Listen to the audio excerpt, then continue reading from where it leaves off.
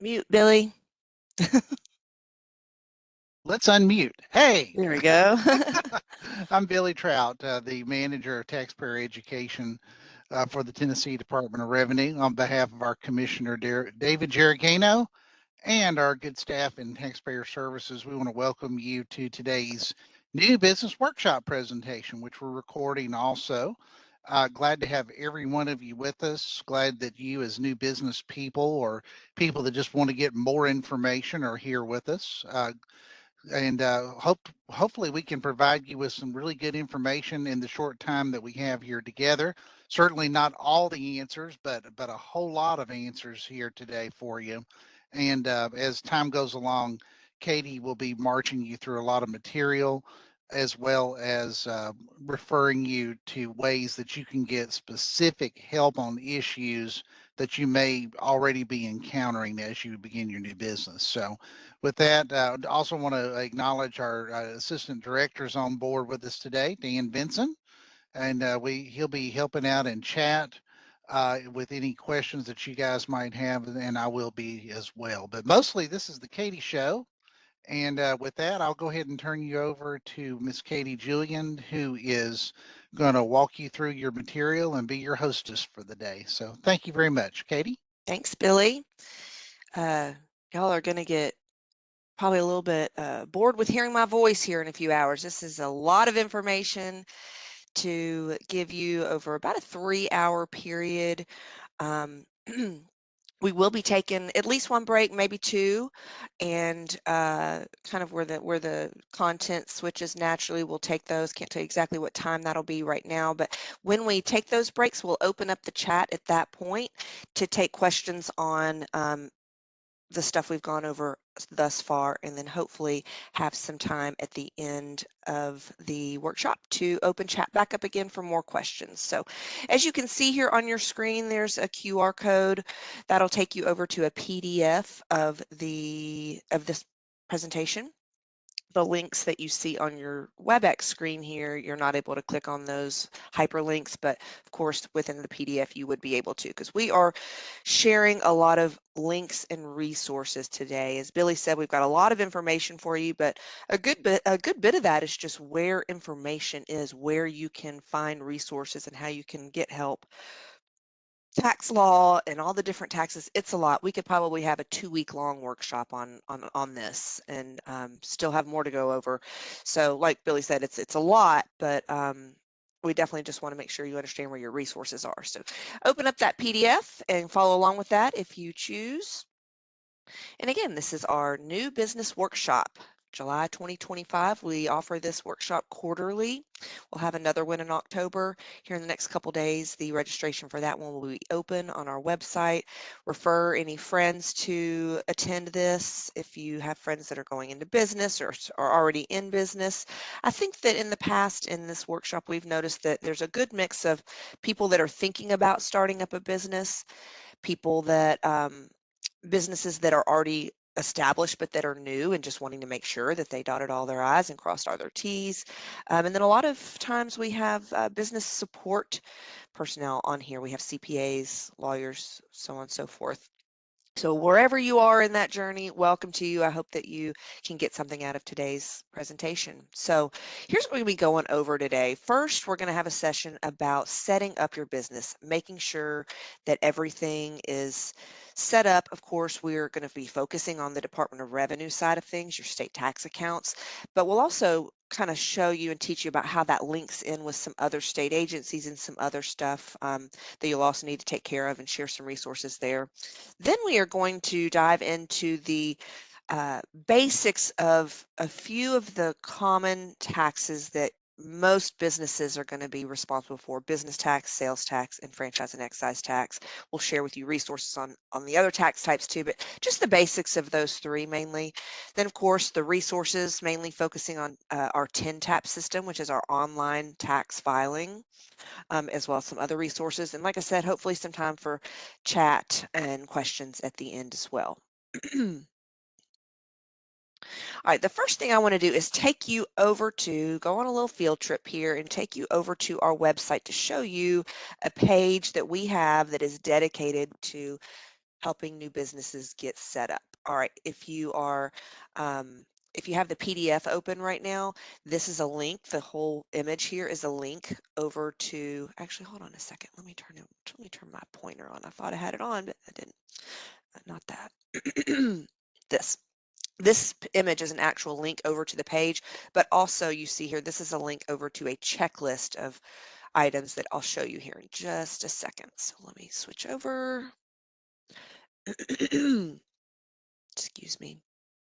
Okay, you should be able to see my website now. I'm going to make it a little bit bigger for you here. Hopefully that's good. Okay, so here I am on tn.gov/revenue. We are going to be going to this website a lot today, so you may want to go ahead and just save it as a favorite. This is we spend, even as staff, taxpayer services, most of our day, good part of our day, diving into the resources that we have on our website as well. So it's for us and for y'all. But I'm going to scroll down just a little bit here to for businesses. This is where I'm going to be focusing on right now. Click on that tile. And then from there, I'm going to click on for new businesses.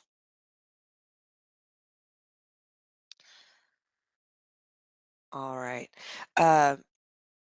So we're gonna walk through each of these steps here, setting up a business, getting your licenses and permits, establishing your tax accounts. Are you exempt from certain tax accounts? Registering them, your filing due dates. We're just gonna kind of walk through those. There is a printable worksheet here. That's the checklist that I have linked over to in the workshop PDF, but just a good overview of everything that these tiles actually take you through. You know, I always say if you have already started your business and you hear something this morning or during this workshop where you go, you know, I think I might have done that wrong, or I'm not sure I did that, or I think I've got some misinformation here. We are going to be sharing with you our contact information, and it is never too late to fix it. There's nothing we can't fix, but the sooner the better. You don't want to, you know, if somehow you think you may have created duplicate accounts or all kinds of little things that can go wonky. But if you hear something today where you think, I think I might have messed up with that, then we can help you. So hopefully for the businesses that are here with us today that have not yet started, this will help you avoid some of those pitfalls. So we're going to click on step 1, setting up a business, and just kind of walk through this stuff here very briefly. Obviously, establishing your business name is something that is probably already on your mind if you're thinking of starting a business. But I wanted to tell you, there's a couple links here to the SBA's website, tips on how to select a business name, and Secretary of State's business name availability database. I will tell you, and we'll here in a few checks here, we're going to talk about your entity type. When it comes to your business name, for your tax accounts, if you choose the entity type of being a sole proprietor, again, we'll go over that in a minute, your tax account name is going to be in your legal name. So if I was a sole proprietor opening up a business, my tax account would be under Katie Julian. And then you would have a DBA. We'll talk about that a little more here in a minute, though. Your business address, you're going to want to make sure that this is correct with all the different agencies and that you're dealing with within the state, and also with your county clerk, your city office. If you have a structure, brick and mortar office, that's going to be your location address. Even if you don't have a brick and mortar office and your business is home based or web based, and you don't have an actual brick and mortar office, that location address is going to be your home address. Now, some people have an issue with that. It is actually very important that you use your home address for the location address if you don't have a brick and mortar. This is for businesses located in Tennessee, because the way your taxes that you pay end up getting allocated to the jurisdictions is based on where you're located. So that's really important. Now, of course, you can always have a mailing address as well, but that location address cannot be a PO box. Like I said, it has to be a physical location. Your mailing address can be a PO box. All right, determining your business structure. otherwise known as entity type. Now, this is something that we can't help you determine what type of structure that is best for your business. But if you click on each little arrow, it'll expand, explaining a little bit about what each business entity type is. Okay, kind of just defining what a sole proprietor is, what a partnership is, an LLC. I will say. That we'll talk about franchise excise tax here later on in the morning. Sole proprietorships are not liable for franchise and excise tax. So just know that pretty much if you choose anything else here, nonprofits won't pay F&E either, but any other entity types here other than sole proprietorship, you're going to be required to have a franchise and excise tax account and owe franchise and excise tax to the state of Tennessee each year. So Hey, one little thing Katie, to keep in mind. Yes. partnerships are also not subject to F&E. Oh, right. Okay. Yes. Yeah, I just thought I'd throw that out there just for clarity. I think Okay. the LLPs Yeah, are, there's, yeah. but most partnerships, most Yeah. general partnerships are not. Right, right. Okay, Thank you thanks. for clarifying that. If you're still trying to decide what type of entity type you want to be, just a place for you to explore here. Um, choose carefully. Again, we can't really advise you on that, but you'll want to make sure that whatever you choose, you set things up likewise at all the different agencies where you've got to get things set up. You can also change your mind down the road. If you start off as a sole proprietorship and decide you want to become an LLC down the road, a year later, a couple years down the road, you can do that. But you'll have to make that change in several different places. Um, if you are a corporation, professional liability company, limited liability company, you will need to register your business with the Secretary of State. There's a link here for more information there. And again, in doing so, you will be kind of turning on that faucet and being liable for franchise and excise tax as well. Determining your start date of your business. This is real important when it comes to setting up your tax accounts as well. Um, we have people that will businesses that will kind of jump the gun a little bit with starting their tax accounts and go ahead and register for, let's say, for example, their sales tax account. Well, once you register for sales tax, our system's going to be looking for a return every month. So you may be not opening and even selling products for several months, but you go ahead and start that sales tax account. So what you'll just have to be real careful there to make sure once you open up the sales tax account especially, you want to make sure you file, even if you're just filing 0 monthly there. Apply for your EIN number, Federal Employer Identification Number. Uh, Now, this will be required for most entity types other than a sole proprietor, but even if you're a sole proprietor, you may need an employer identification number if you have uh, employees. All right. Now, tax account wise, your tax accounts, if you're a sole proprietor, will be set up under your social security number. But even if you have an EIN, but you're a sole prop, you will still set up your tax accounts with the state of Tennessee using your sole proprietor. Using your social. Determining your NAICS code, that's the North American Industry Classification System. That's a code that you will be prompted to enter when you register for your tax accounts and also when you go to the clerk's office to uh, apply for your business license.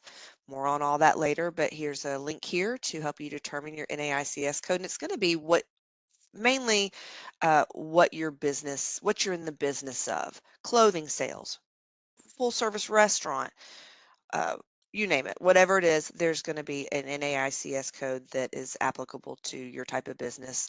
If you do lots of different things, I would say just choose the one that your business is primarily engaged in. Determining your fiscal tax year for most businesses, that is a calendar year, 12 consecutive months beginning January 1, ending December 31. You may have a different fiscal year, but your tax due dates a lot of times are going to be based on when that fiscal tax year is. So you want to make sure that you get that right and that it's another one of those items that is consistent across the various places where you're going to be registering. Definitely want to identify directors, officers, and shareholders. Now that's going to be for LLCs, corporations. Um, that's information that can change over time as well. We just did a monthly webinar last month about closing your business. You don't necessarily always need to close out a business if officers and shareholders change. That can be something that can just be a change made to your existing accounts. So we'll talk a little bit more about that later too. All right, so that is step one, setting up a business. Getting your licenses and permits. We will hop back over actually to the PowerPoint here, and you can click on step two over on the website, but this chart kind of puts everything in one place, consolidates all that information. This is a lot of just state and local stuff that you will need, where to go for what. Basically, for a business license, and we'll talk more about that here in a little while, you obtain that initial business license from your city and county clerk's office. All counties in Tennessee will have a county clerk's office, and then the municipality, city, town, however you want to word it, that you're located in, that your business is located in, may or may not have a business license requirement. We have a list of that on our website. You may know that, or you can just call your town office to verify. Most municipalities in Tennessee do require business license, though. For your charter business registration, you're going to obtain that through the Tennessee Secretary of State, and that's going to be required for partnerships, corporations, LLCs, business trusts. Um, a federal employee identification number, you'll obtain that from the IRS. Again, that's required for most businesses except for sole proprietors, and then businesses with employees regardless of their entity type or structure. This next item here, unemployment insurance. A lot of people get confused and think that that's something that is handled through the Tennessee Department of Revenue, but it is not. It is handled through the Tennessee Department of Labor and Workforce Development. There's tax involved there as well. If you have employees, that's something you're going to want to look into. And payroll is unemployment insurance through Tennessee Department of Labor. Now, some professions do require what's called a professional license. That is different than a business license. The professional license, that's your contractor's license, or uh, your license to your cosmetologist license, so on and so forth. Those licenses are obtained through the Tennessee Department of Commerce and Insurance. There are also certain agencies and boards that handle those. Nursing board, physicians boards. Those are, you're going to reach out to the Tennessee Department of Commerce and Insurance about that. Now, there is a tax called the professional privilege tax that is on just a few of those professions, and we've got more information about that on our website as well. If you are going to be serving alcohol for the consumption on premises, so for a restaurant, so on and so forth, you will reach out to the ABC, the Tennessee ABC Alcoholic Beverage Commission about that. That's a very highly regulated industry, obviously, and it is tied in, that alcohol license, if you are serving liquor by the drink, is tied in with a liquor by the drink tax as well, and getting that license from the ABC and setting up a liquor by the drink tax account with the Department of Revenue are closely tied in together, and there's a process there, and we have information on that for you later too. All other state level tax accounts are going to be handled through the Tennessee Department of Revenue. And again, that is for almost all businesses, with very few exceptions that we will discuss today, are going to need some kind of state tax account. You know, in Tennessee, we don't have an income tax. Our sales tax is very high, and of course, we all pay that. So do tourists when they come into Tennessee. But the businesses are the ones that actually facilitate the collection of that, and then remitting it to us. That business tax that we're going to be discussing later, most businesses owe that, and it's a very, very, very low rate. And again, the franchise excise tax. That corporations and LLCs and so on and so forth will be liable for. Those are the three main ones. And again, more information on that here in a little while. Now, I just wanted to share with you some external resources. Now, these are resources, some information that we've gathered from some other agencies and places that are there to help small businesses. The Tennessee Department of Economic and Community Development, or ECD, this is a great resource here. There's a Smart Start Guide. This first link is for the Smart Start Guide, and then there's a Smart Start, that's hard for me to say, Smart Start portal that you can link to here. It's a great one-stop shop. It's not an exhaustive resource, but it is still a really good resource for setting up a business in Tennessee. A link here to the Tennessee Small Business Development Center. Hold on one moment. Yep. The Small Business Development Center is a network of centers that provide counseling and training to help small business get started, grow, expand, so on and so forth. They've got lots of free resources on their websites, such as a step-by-step business planning workbook. SCORE, the SCORE Association, score.org. This is a volunteer organization. Volunteer business counselors, advisors, and mentors who offer individual counseling to businesses. They have online workshops. They've got a really great one called the Startup Roadmap and Simple Steps to Exiting Your Business. There's also a link here to the SBA. There's a really great business guide there, as well as information about funding programs, federal contracting, learning platforms, and they've got local assistance as well. All right, so we're going to move right along here to talking about tax accounts. All right, we're going to be just helping you decide which tax types are applicable to your business, what resources are available to you, and here in a little while, we'll be teaching you how to have access to all of your tax accounts through our TNTAP system. And if you are, like I said, if you are wondering if you have set everything up correctly and you want to check with us so we can verify that is something that we are happy to do for you, there are so many moving parts to this whole process. And again, we can't give you legal advice about how to set up your structure, choosing a name, stuff like that. When it comes to ensuring that you're getting set up correctly in our tax system, it can't hurt to double check with us. So again, we'll be providing our contact information for you today. I think we are going to go ahead and just scoot right along here to business tax. All right. Before we do that, though, I'm going to take you on a quick little tour of our website, because I'm going to be telling you about some places on our website as we talk about each of one of these tax types. So going on another field trip back over to the website.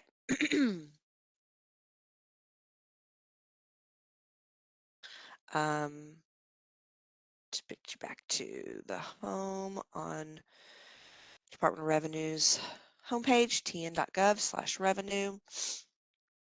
All right, the first place I'm going to take you is the tax pages. You click on taxes up here in the header, or you can click on the tile that says taxes. Now here there is a link over to every tax type we have on this page here. These are the most common ones that we're going to be going over today: business tax, franchise excise tax, and sales tax. If you have, if your business is going to be selling alcohol, beer, or tobacco, there's taxes related there. These are taxes that are relating to local jurisdictions. Now, some of these more obscure taxes may, there's got an automobile rental surcharge. If you're going to be renting cars, that's going to be applicable to you. Bail bondsmen, coin operated amusements, so on and so forth. I would recommend just kind of looking through here to see if you think there's anything that you are going to be possibly liable for. Archive taxes, those are taxes that our General Assembly has gotten rid of. Love that. All right, so those are the tax pages. Each tax page is going to be set up similarly. I'll click on business tax here. You're going to do it. It's going to have an overview of what the tax is about, the due dates and the rates, how to register, and then there may be a few headings here, subcategories for each that are different based on the tax type. So for business types, we're going to be talking about classifications, because that's a tax type that has various classifications within it, and other things as well. But each tax page is going to have a link over to tax guidance, where you're going to have links over to other good information about that tax type, especially the tax manuals. I'm going to show you that here in a minute. Other applicable things. Oh, while I'm here, this is the city and county business tax dashboard.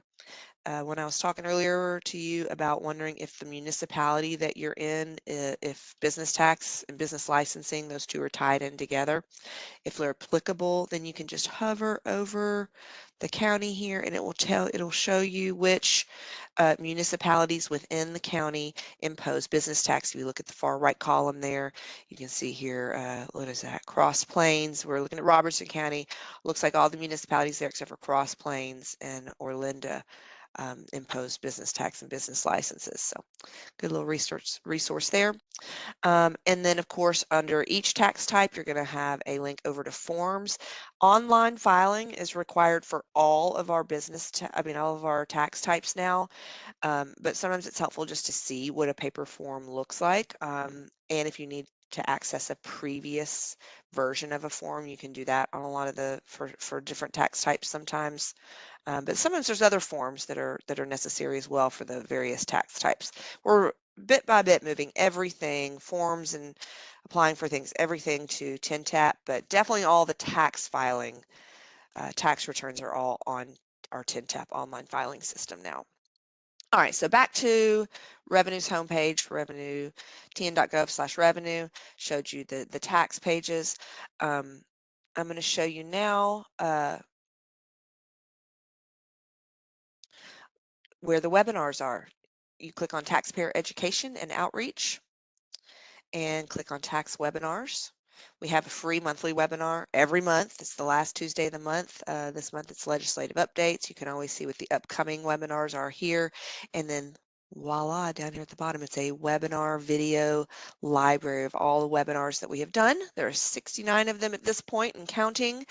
You can sort this list by type, or you can do a search for a keyword to bring up. And so for each webinar we've got, you can watch the video of it. They're all an hour long, or you can download the PDF of it. It's just a PDF form of the PowerPoint format. So great resource there. We're going to be talking a lot about webinars today when I'm going through each of the tax types. Another place I want to take you is over there on the tax pages, when I showed you that there was other guidance, and one of the pieces of guidance was a tax manual. You can get to tax manuals that way, or you can go to tax resources and click on tax guidance, and then click on tax manuals. And you'll see here we have got manuals for, at this point, I think every tax type that we have, and the manuals are wonderful. We have a few industry specific manuals at this point, and that list is going to be growing over time as well. But at this point, we have industry specific guides for tax related issues for auto dealers, nonprofits, short-term rentals, auctioneers. That one's new, brand new, and contractors. So you can see archived versions of the manuals as well. All right. So those one more place, go back to tn.gov/revenue. Before we leave, I want to show you Revenue Help. This is a bank of articles regarding all kinds of stuff under taxes specifically. You can see we've got all the different tax types here listed. Business tax, which is what we're going to be getting to first. There's 74 articles about business tax. All right. You can search for a specific term in here. One of my favorite things about Revenue Help is if you're searching for an answer here, again, answers are here, answers are over in the tax manuals, you've got answers over in our webinars, but when you're here in Revenue Help, if you still need help and you haven't found the answer to your question, down here at the bottom of the screen it says submit a request. That takes you directly to submitting an online help ticket to us, which we answer immediately, unless it's a major filing day or a complex situation or complex question. We are fully staffed with a great team that answers these help requests and emails. Everything comes to us those ways very quickly. So great resource for you there. Sure, you'll find yourself using that if you're a new business and just now getting into all this. You will have some questions for us. There is no doubt. Okay, so now I'm going to go back over. Well, let's see here. Business tax. I think we're just getting going on business tax by taking you to a webinar. Yeah. So if you've got the PDF of this workshop, you can click on this image and it will take you over to the video of our business tax basics webinar. All right, we're not going to do the video of it today. I'm just going to walk you through the PDF from that. And the main reason for this is to show you that that resource is out there. And if there are major changes to any tax or anything we've done a webinar for, we will re-record and do a new webinar. So this business tax basics we did in January of 2024. It was after a major change to business tax law had just taken place. If there are any other major changes based on the outcome of law or Tennessee General Assembly session, then we will update it. So that's why I wanted to share with you the actual business tax basics webinar, because that's what's going to be getting updated as needed. All right, going back. Lots of back and forth here, but I'm hoping that you'll start to really realize the value of knowing where things are on our website. All right. Okay, so I just showed you from the top, tn.gov/webinar/revenue. I'm sorry. To get to the webinars, you're going to scroll down to taxpayer education and outreach, and then tax webinars. And then, like I said, you scroll to the bottom, and that's where the library of all the webinars are. And we're going to just type in the word basic here to bring up. You can see we've got business tax basics, franchise excise tax basics, sales tax basics, lots. But what we're going to do right now is pull up the PDF for business tax basics, and I'm just going to run through that with you. Some of it is not totally relevant to today, like this stuff, but we're just going to kind of skip ahead.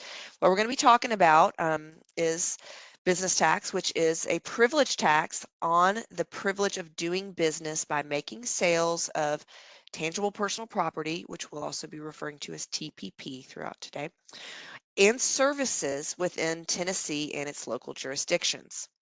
We're going to be talking about who's liable, how to register for it. There are some exemptions, people that are exempt from having to pay business tax and have business licensing. We're going to talk about some credits and deductions, how to file, and sharing some resources. So who is liable for business tax? These three things all have to be checked. You have to have substantial nexus, be engaged in taxable activities, and have over 100,000 in annual gross sales in Tennessee.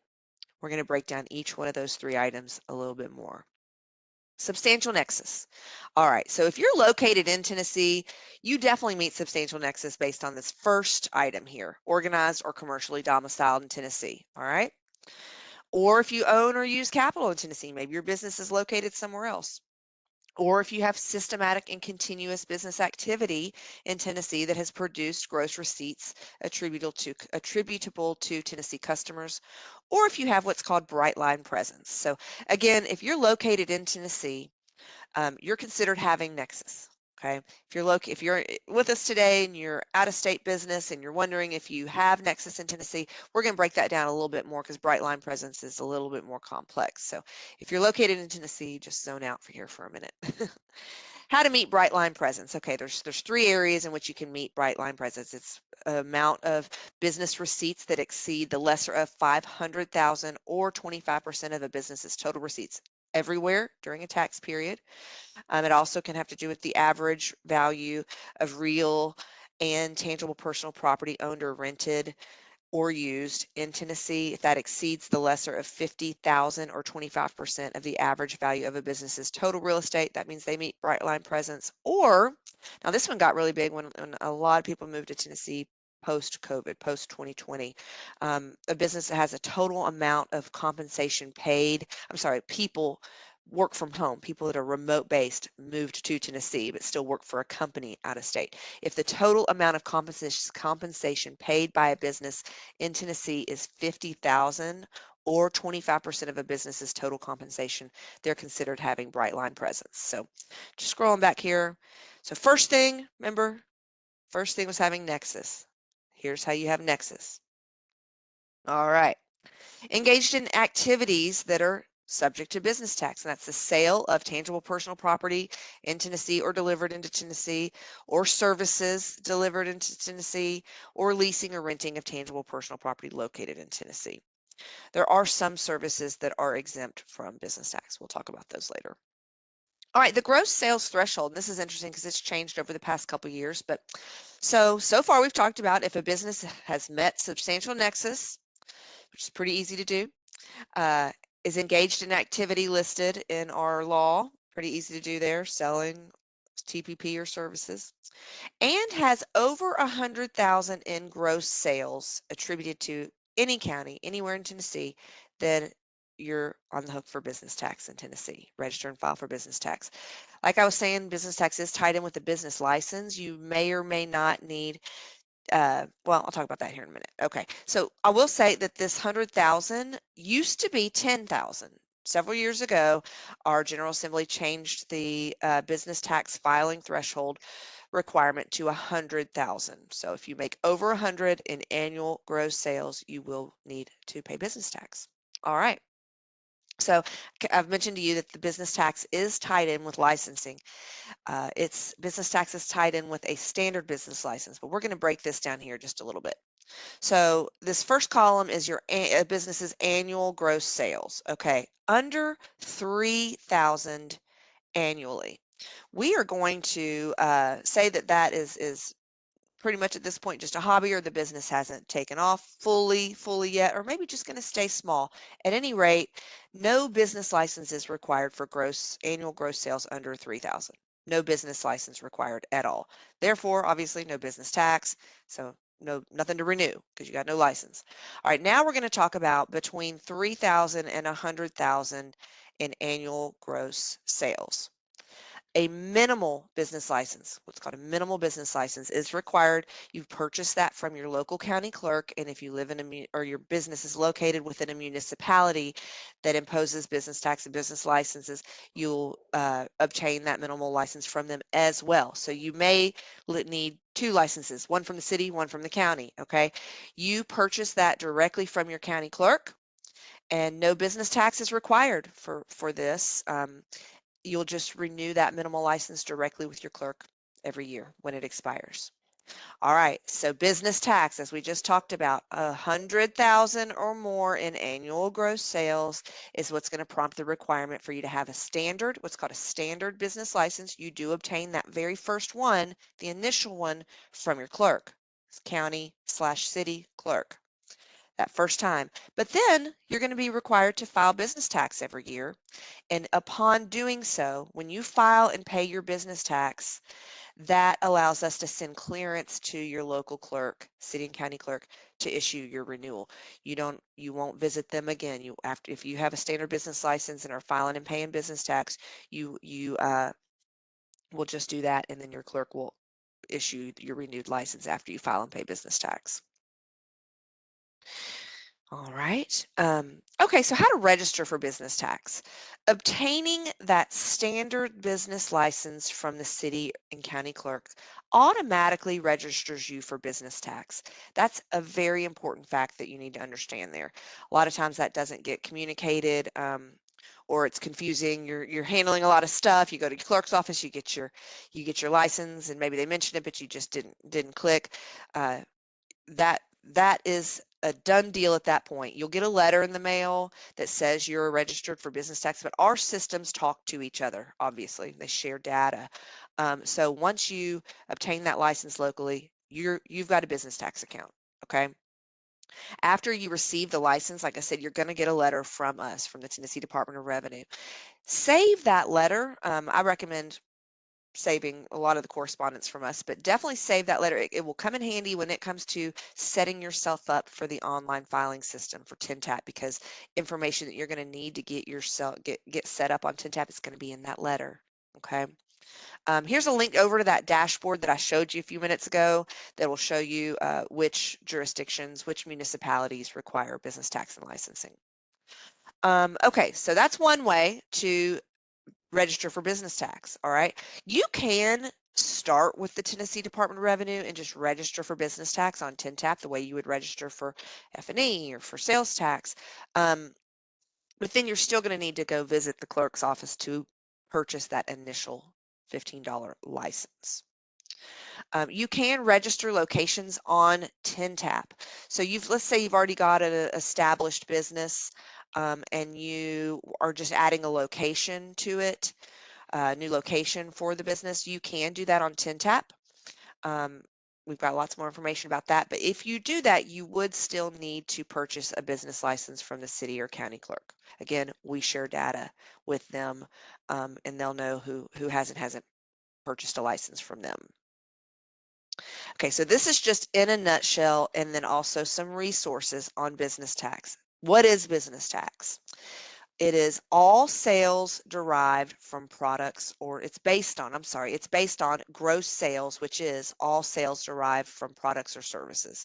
So it's based on gross sales times a rate. What is that rate? The rate is going to be based on two different things. It's based on classification and whether you're a retailer or wholesaler. That classification is something you're going to have to determine. Let's see. We have a page for it here in just a few minutes. We've got 5 different classifications, though. Along with your local clerk's office, your classification will be determined based on what your business's dominant activity is. All right. And that'll get set up in the beginning, even if that changes over time, and you can change it, but because a lot of businesses do a lot of different things, right? But based on the dominant activity, whether you're a retailer or wholesaler, that's something you'll determine each year when you go to file your business tax return. It's whether 50% or more of your sales are at retail or wholesale, which is the majority of your sales. That'll determine that. The wholesaler rate for business tax is just a little bit lower. All right, so then there are some deductions and credits for business tax. You can see underneath each of these headings, we've got links over to pages specifically about this stuff in our manual. Now, those pages may have changed since we put together the Business Tax Basics webinar, but I'm going to show you the Business Tax Manual here in a little while and show you how it's organized and where you can look all this information up. But deductions are going to reduce the tax liability, and credits are going to offset that liability. So you've got your gross sales times a rate, a few things you can deduct or credit from that, and then that's going to result in an amount due. It's due on the 15th day of the 4th month following the fiscal year end. Another way to look at that, if you've got a December 31st fiscal year end, the 15th day of the 4th month following that is April 15th. That's the date that most of us have in our head as tax day, right? As I mentioned a couple pages ago, filing and paying business tax is what's going to renew your business license.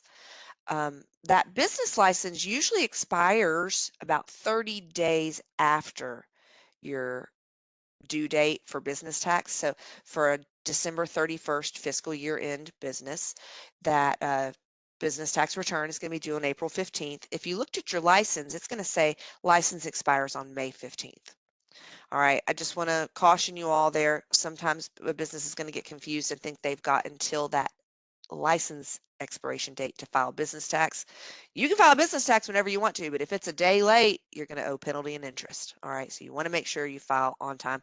And for business tax, there is no extensions available unless for some dire circumstances like natural disasters, and there's a way to get approved for an extension only for very dire circumstances like that. But it's F&E is different. You can get an extension just like with your federal taxes, but business tax, not so much. It's due on the 15th day of the 4th month following the fiscal year end.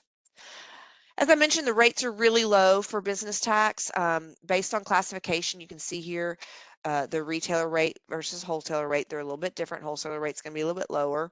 We'll talk about classifications here in a minute, but as you can see, it's a very low rate. For example, for class 1A, it's 0.001 of your gross sales. So choosing your classification, we're not going to spend a whole lot of time on this right now, but if you are going to be getting set up soon, or you're still in the process of setting your business up, you want to make sure that this information is consistent between your county license and your city license. Our law sets up this stuff pretty cut and dry. Okay, it's the TCA that determines which items are under or are where in terms of what classification you fall under. Okay, it's very specific in some areas. Plus, there's a catch-all. Class 1, for example, 1A, food and beer for home preparation or consumption. That's kind of grocery stores. 1B, lumber building materials, so on and so forth. We're going to just breeze through this. Class 2, some very specific stuff. I call them the high dollar things: motor vehicle, clothing, home furnishing, prepared food. That's restaurants. Okay. It's also the catch-all class for anything that's not specifically listed somewhere else. Class 3, there's a bunch of very specific stuff listed here. Sales of tangible personal property, very specific stuff there. But also Class 3 is where services fall. If your business provides a service, sells a service, that's where you are. You're a Class 3. Again, there's some exempt services we'll discuss. But Class 4 are contractors, mainly contractors, also exterminators, and sales of livestock and commissions from sale of farm products. Class 5, industrial loan and thrift, and natural gas marketers. Those get registered directly with us. Don't have a lot of those. Okay, so the whole point here on classifications I want to make to you for any new businesses: make sure that your business, your county business license and your city business license say the same classification on there. It's not sometimes you're set up with different classifications, and that will actually kind of be creating a duplicate account for you. So want to make sure that that's one of those things you want to make sure is lined up right. All right. And if it's not, that's something we can fix. Just call us and let us know. Okay, so I mentioned there were some exempt services. So the sales of services are subject to business tax unless our law says that it is specifically exempt. And this is a list of services that are exempt. Now, these are the services that are exempt. If one of these businesses that's listed here also sells tangible personal property, or TPP, or other taxable services that then they're still going to be on the hook for business tax and licensing. Okay, an example here, and I'm not going to read through this whole list. I'll let you just eyeball this to see if it applies to you. But an example would be a veterinary services.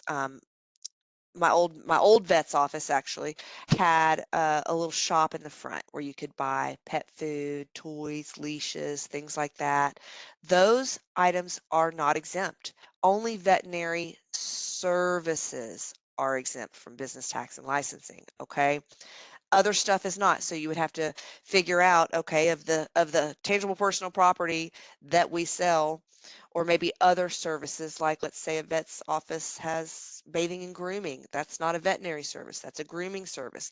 So you would want to add all that up to see where it falls on that threshold, whether you need a minimal license for that or a standard license in there for business tax. Medical offices, some dermatologist offices will sell face lotions and stuff like that, SPF cream. Those items are not exempt, only the services. All right, so those are exempt. There are some businesses that by nature of what they do are excluded from business tax. One of those is manufacturers. One of the requirements there is you must have an industrial machinery exemption for sales tax in order to get that manufacturer's exemption from business tax. Trucking companies offering services to the public. That does not mean like transportainment companies, the ones you see a lot in downtown Nashville, stuff like that. That's different. But trucking company services offered to the public. Anybody operating vending machines who exercise the option to pay our gross receipts tax. So vending machines can either pay gross receipt tax or business tax. You choose one or the other. Newspaper route carriers and peddlers, institutions operating for religious or charitable purposes, where the profits are from contributed items. An example there, if there is a church bookstore, but it's new products, new books that they're selling there, those are subject to business tax, okay? Services of a church, going back here, services performed by a religious organization are exempt, but sales of tangible personal property, this is just an interesting one, may or may not be. It depends on if they are contributed items. If it's a secondhand bookstore where everybody has donated books for it and it's a church, that would be exempt. All right, kind of some little examples here, but it's interesting to me. 501c3s or 4s that only business activity during a period is conducted at a Tennessee State Fair or at only one county affair or affiliates, you're exempt. Persons making sales or rental of real property that belongs to them. Now, short-term rentals are different. I think we have a slide about that. Short-term rentals, which for business tax purposes is 180 days or less. Sales for 6 months or more are exempt. So if you're renting out, if you have a rental property where someone leases it for 6 months or more, then you don't have to pay business tax on that. Or selling your home, no business tax. Radio and TV stations, publishers, printers of newspapers, and other periodicals. I'm not going to spend a whole lot of time right now on business tax deductions. We actually have a whole webinar dedicated to just that, but I'm going to recommend that you spend some time. I'll kind of fly through this a little bit, but spend some time familiarizing yourself with what is able to be deducted from your business tax return. There's not a whole lot of them.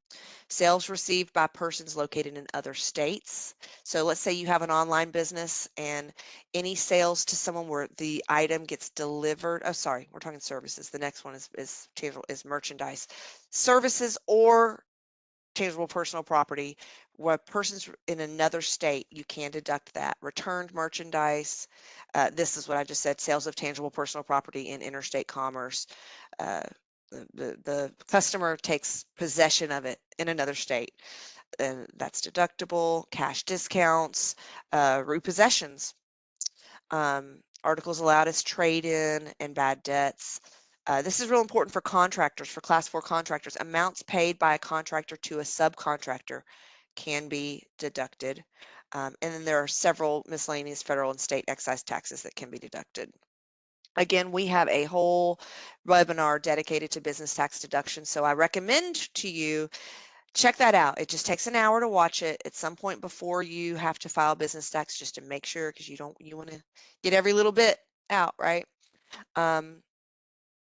I talked about when to file already, 15th day of the 4th month. How to file, it is required on TINTAP. Once you are logged into TINTAP, there's some steps here. I don't really want to get too far into the weeds with this, except to tell you that we have instructions here. There is also a whole webinar dedicated to filing the business tax return, and we have great articles on revenue help dedicated to this. There are a lot of businesses that find that they are able to file their business tax return themselves because it's a pretty simple return, and I know that's relative to some. It could be very confusing for some, easier. I would like to say I think a lot of people think it's easier than they originally thought. I'll put it that way.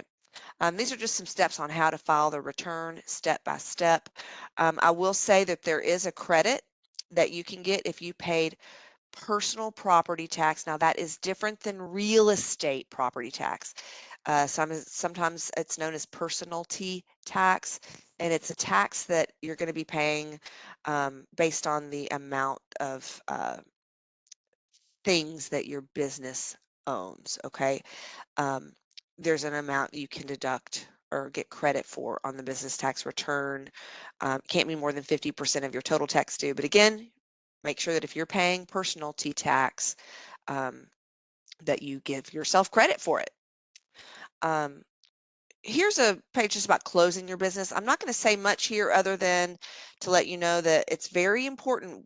If you're a new business right now or about to start a business, you don't want to think about this, but the reality is at some point, whether you retire, pass it along, sell the business, or go in a different direction or things don't work out. It's just very important that you have in your head there is a method that you have to close properly, or else it can lead to some very unwanted consequences, such as penalty.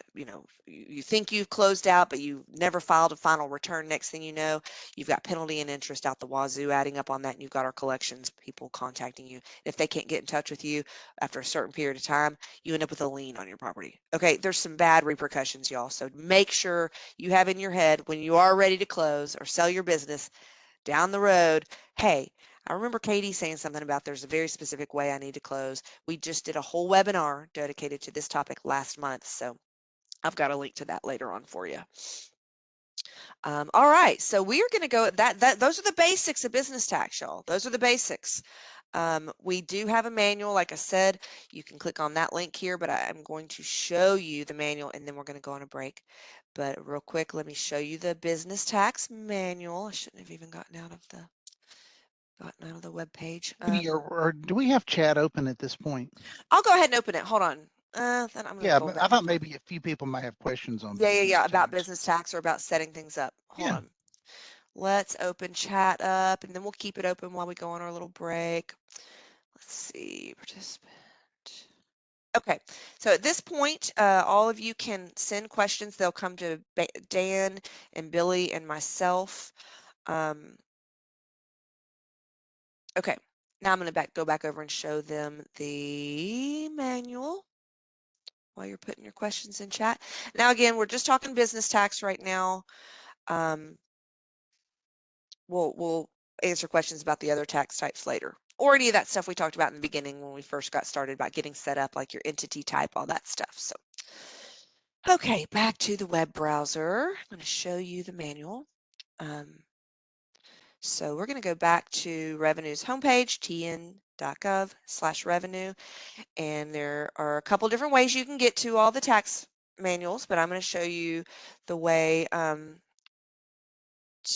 this way: tax resources, and then tax guidance, and then tax manuals. Hope I'm not clicking too fast and making you dizzy. We're going to click on the business tax manual here. You can see it was just updated in June of 25. Okay. It is a 178 page PDF. I do not recommend printing this because, again, we do make updates to it. So it is searchable. If you click Control F, you can search anything on your screen, clicking Control F, whether it be a website, PDF, whatever.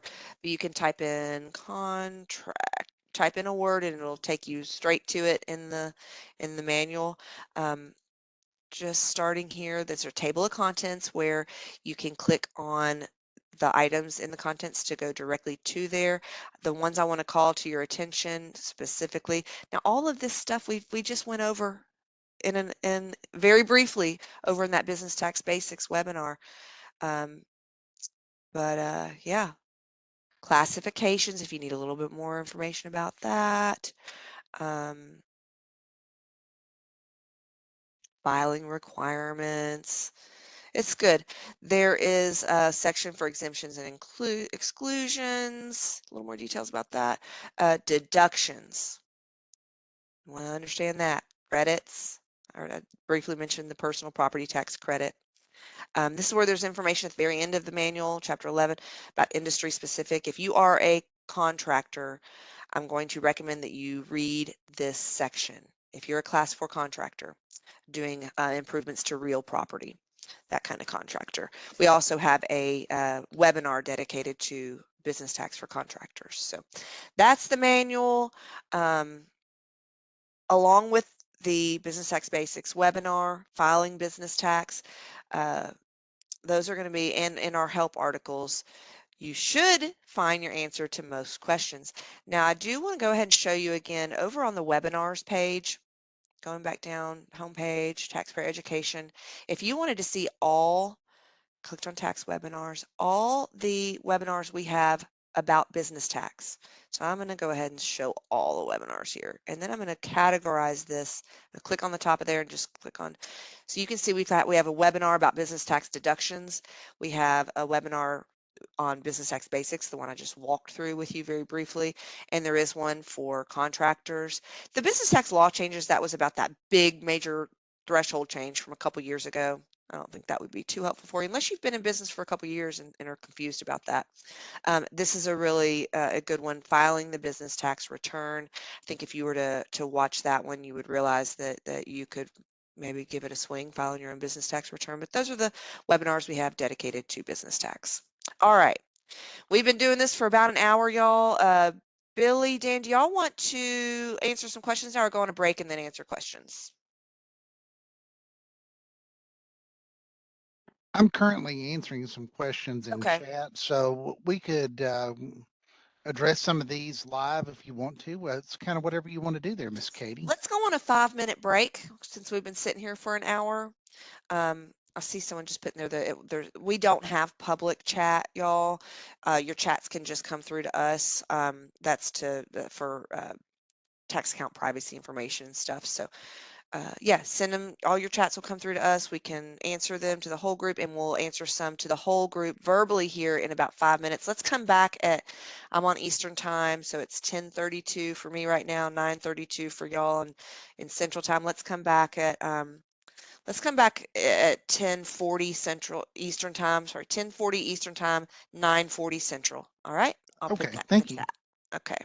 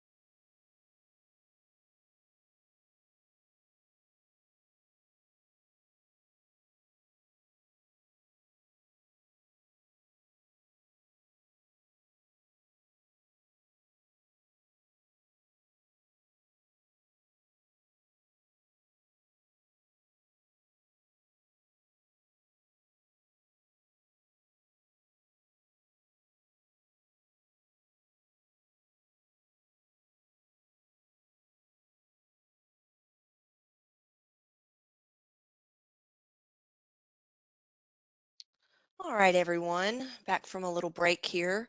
Lots of good questions that have been coming through to Billy and Dan and I. One thing that I definitely want to address, because we got a couple of questions in the chat about this, is what if I got a standard business license, but I'm not going to make 100,000 in gross annual sales? Um, in that instance, you would definitely need to reach out to us, to the Tennessee Department of Revenue, and we can switch your account filing status to filing not required. And then you would just need to get a minimal license. When your license expires, you would need to go to that county clerk's office or city clerk's office and obtain a minimal license. Yep, that's true. A lot of other questions here too, Katie. And we've got, looks like someone's asking about a locksmith business. Is that subject to business tax and business licensing? Yes, it is. It's a service. Okay, Yep. it's not exempt. Are business licenses issued only after the first year in business? No, you need a business license to Hmm. start. Now, if you're under $3,000, you don't need one. But typically, people starting businesses that don't anticipate making as much as 100,000 in the first year, which would be most people, would want to get a minimal activity license. Hmm. Um, I'm going to show real quick. I'm going to land back on this page again because it's just a really important part. I'm in the Business Tax Basics webinar PDF here, and this is a graphic that just really lays it out there. Um, Again, under 3,000 in gross sales, you don't need a license. If you make between 3 and 100,000 annually, you'll need that minimal license. No business tax, but you will renew, like Billy just said, that minimal license directly with the clerk. If you make over 100, you'll need a standard business license from the clerk, and then you'll file and pay business tax, and that is what will uh, renew your license through the clerk's office, is filing and paying that business tax. You'll get a renewed license. A lot of the clerks, some of them mail it out, some of them no longer mail them. Some of them will email them to you. Some clerk's offices just allow you to access that license via your TIN-TAP account. Most do, except for a couple of the big ones, Davidson and Shelby, Nashville, Memphis. They don't have online ones, but yeah. Yep. Someone else said their county business license doesn't reference a tax classification. That's weird. I don't know why, because it should be on the license there somewhere. It may not be at the top of the license, it may be somewhere else, but you can check with the local government on that. Hmm. I think Katie mentioned it too in her presentation, is that the business licensing under state law is actually a function of local government. So cities and counties are responsible for that licensing, even if they do use our system called TIN-TAP to give you your license, which many of them do. It's still their responsibility to ensure it gets there electronically. So on those issues, you do have to reach out to local government, city and county on those. Hey, I see a couple questions about where were things, specifically the webinars. I'm going to show you one more time where these webinars are. This is our homepage, tn.gov/revenue, Revenue's homepage. I'm going to scroll down just a little bit to the tile that says Taxpayer Education and Outreach. And then from there, I'm going to click on the Tax Webinars tile. This is our current webinar and upcoming ones, and at the bottom is where you're going to find all those webinars. A whole bunch of them, right, Katie? Whole bunch of them. We've been busy. Yeah, Katie and I have done quite a few of these. Yep. I'm going to stay on the website, so I'm not doing so much switching back and forth. Maybe we can take another question or two. Yeah, Really? one question that Anthony had, and I'm going to have to skip some of these because of time. We're going to tell you at the end how to send your questions in to us Mhm. so that we can specifically address any issues we don't get to today. When the business files a tax return with the state, when does the county or the city really issue the business license?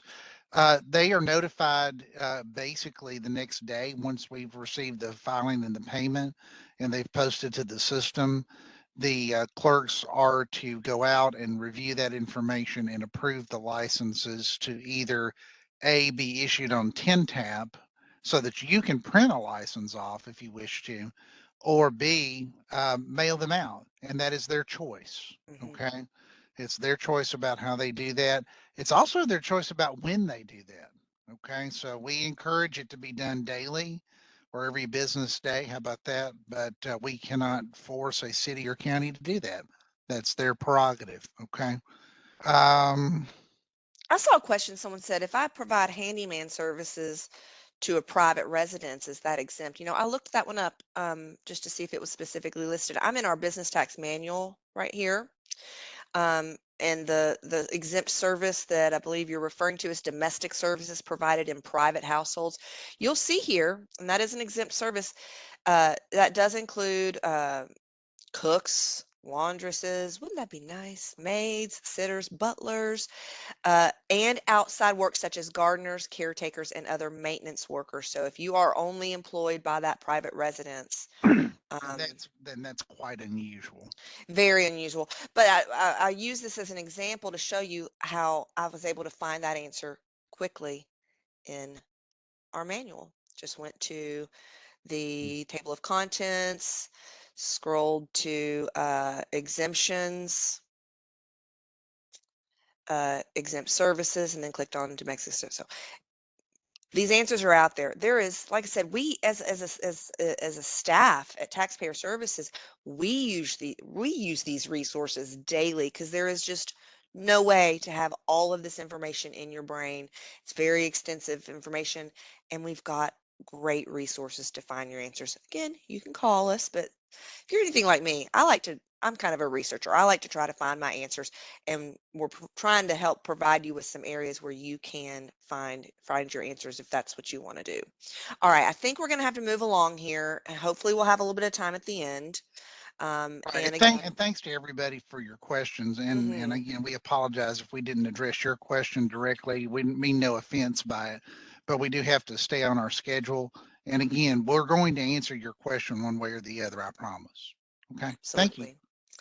All right, y'all. I'm going to go ahead and turn the chat off for just while we're focusing here on a whole new tax type. We're switching gears and switching over to sales tax. All right, get business tax out of your head because this one's different, y'all.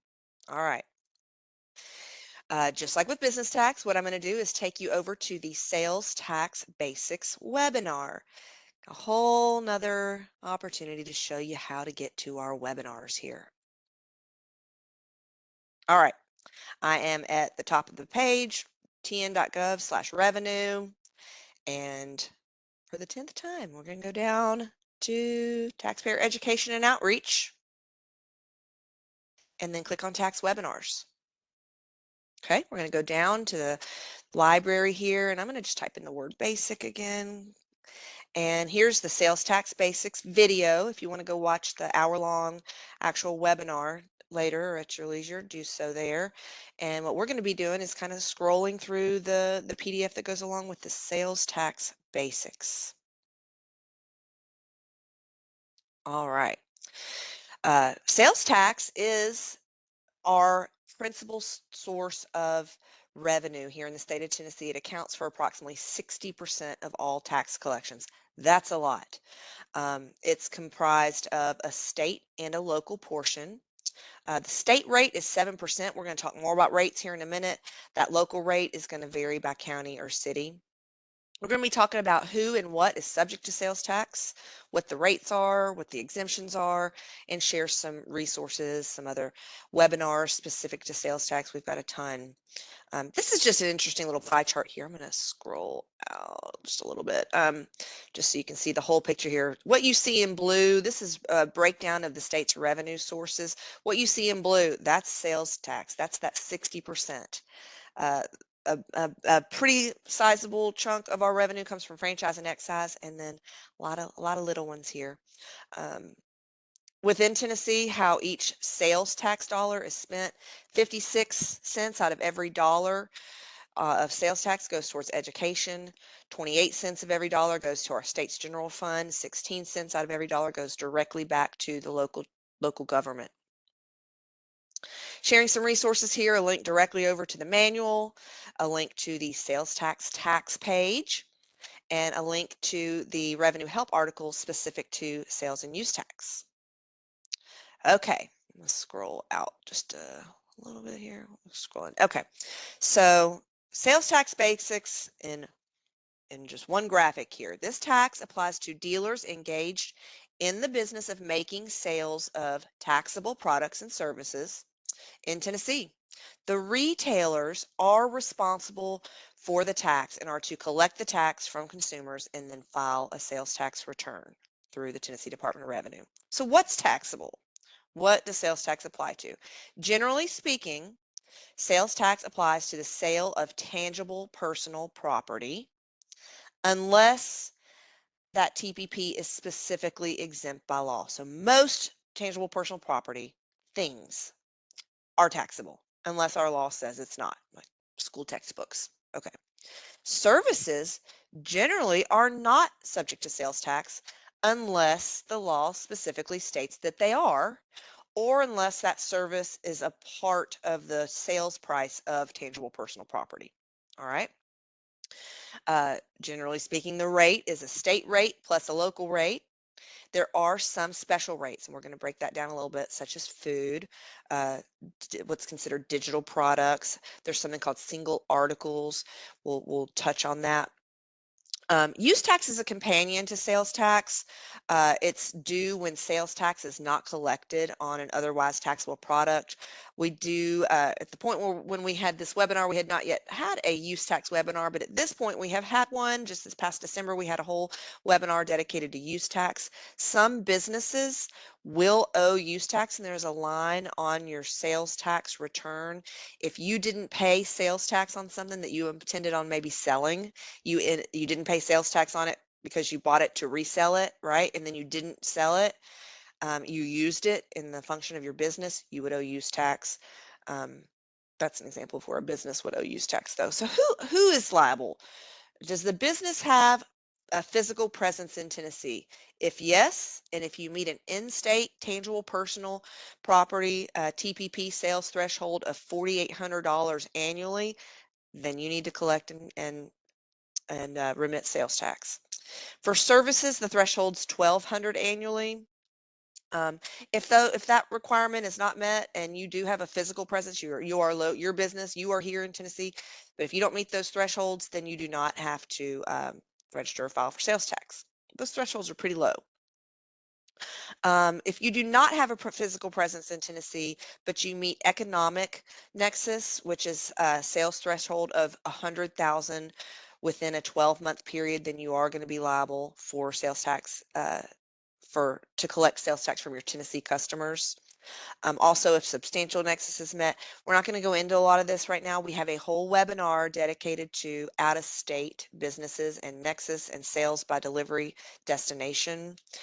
You will register. Each location will have its own separate location within our system. Okay, so you have a business and you have 3 different locations around town. Okay, each one of those locations will have its own sales tax location, and you'll file for your sales separately on each one. If you're an out-of-state business, you'll just have one registration for all sales to Tennessee customers. Okay, so defining TPP, tangible personal property is basically personal property that can be seen, weighed, measured, felt, or touched, or in any manner perceptible to the senses. I like to say it's just things, it's stuff, okay? Real property is immovable. It's land, buildings, improvements to buildings, firmly attached or integrated structures. There's more on that in our sales tax manual. If you are engaged in the sale of something, you think you're not sure if is that considered TPP or is it considered real property, there's information about that in the manual, or you can reach out to us and ask. All right, we're going to talk about taxable services. We have a whole webinar dedicated to services subject to sales tax, but here is just a list. Remember I said that most services are not subject to sales tax unless our law specifically states that they are. Well, this is a list of the services that our law says are subject to sales tax. Repair or installation of tangible personal property, and that does include computer software. Lodging services and rooms, short-term space rental for making sales, cleaning of TPP, that does include animal bathing, incidentally, parking and storing of motor vehicles, telecommunication services, ancillary telecommunication services, and enriching of uranium materials. We do have a couple of webinars. Like I said, there's a whole webinar dedicated to the services that are subject to sales tax. We also have a webinar dedicated to taxation of computer software, and we have a webinar that is taxation of short-term rentals.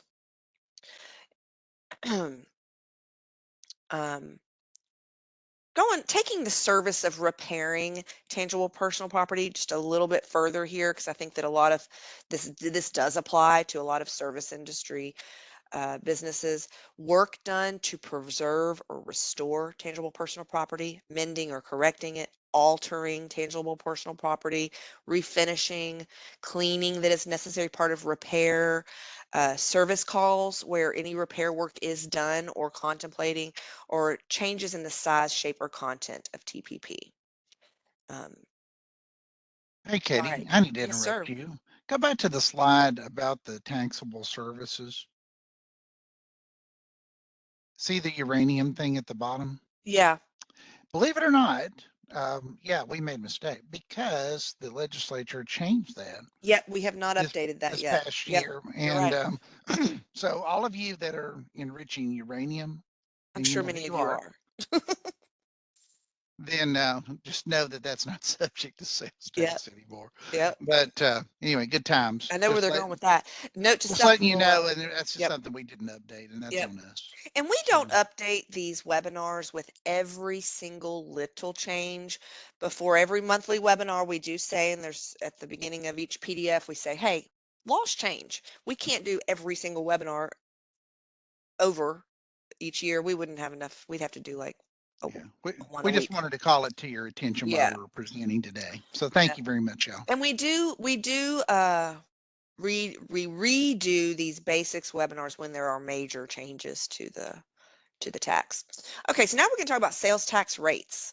Now, a lot of businesses are going to have software where the rates are already plugged in, and you code your items with whatever code, and it does it for you automatically. But I definitely want you to understand the rates.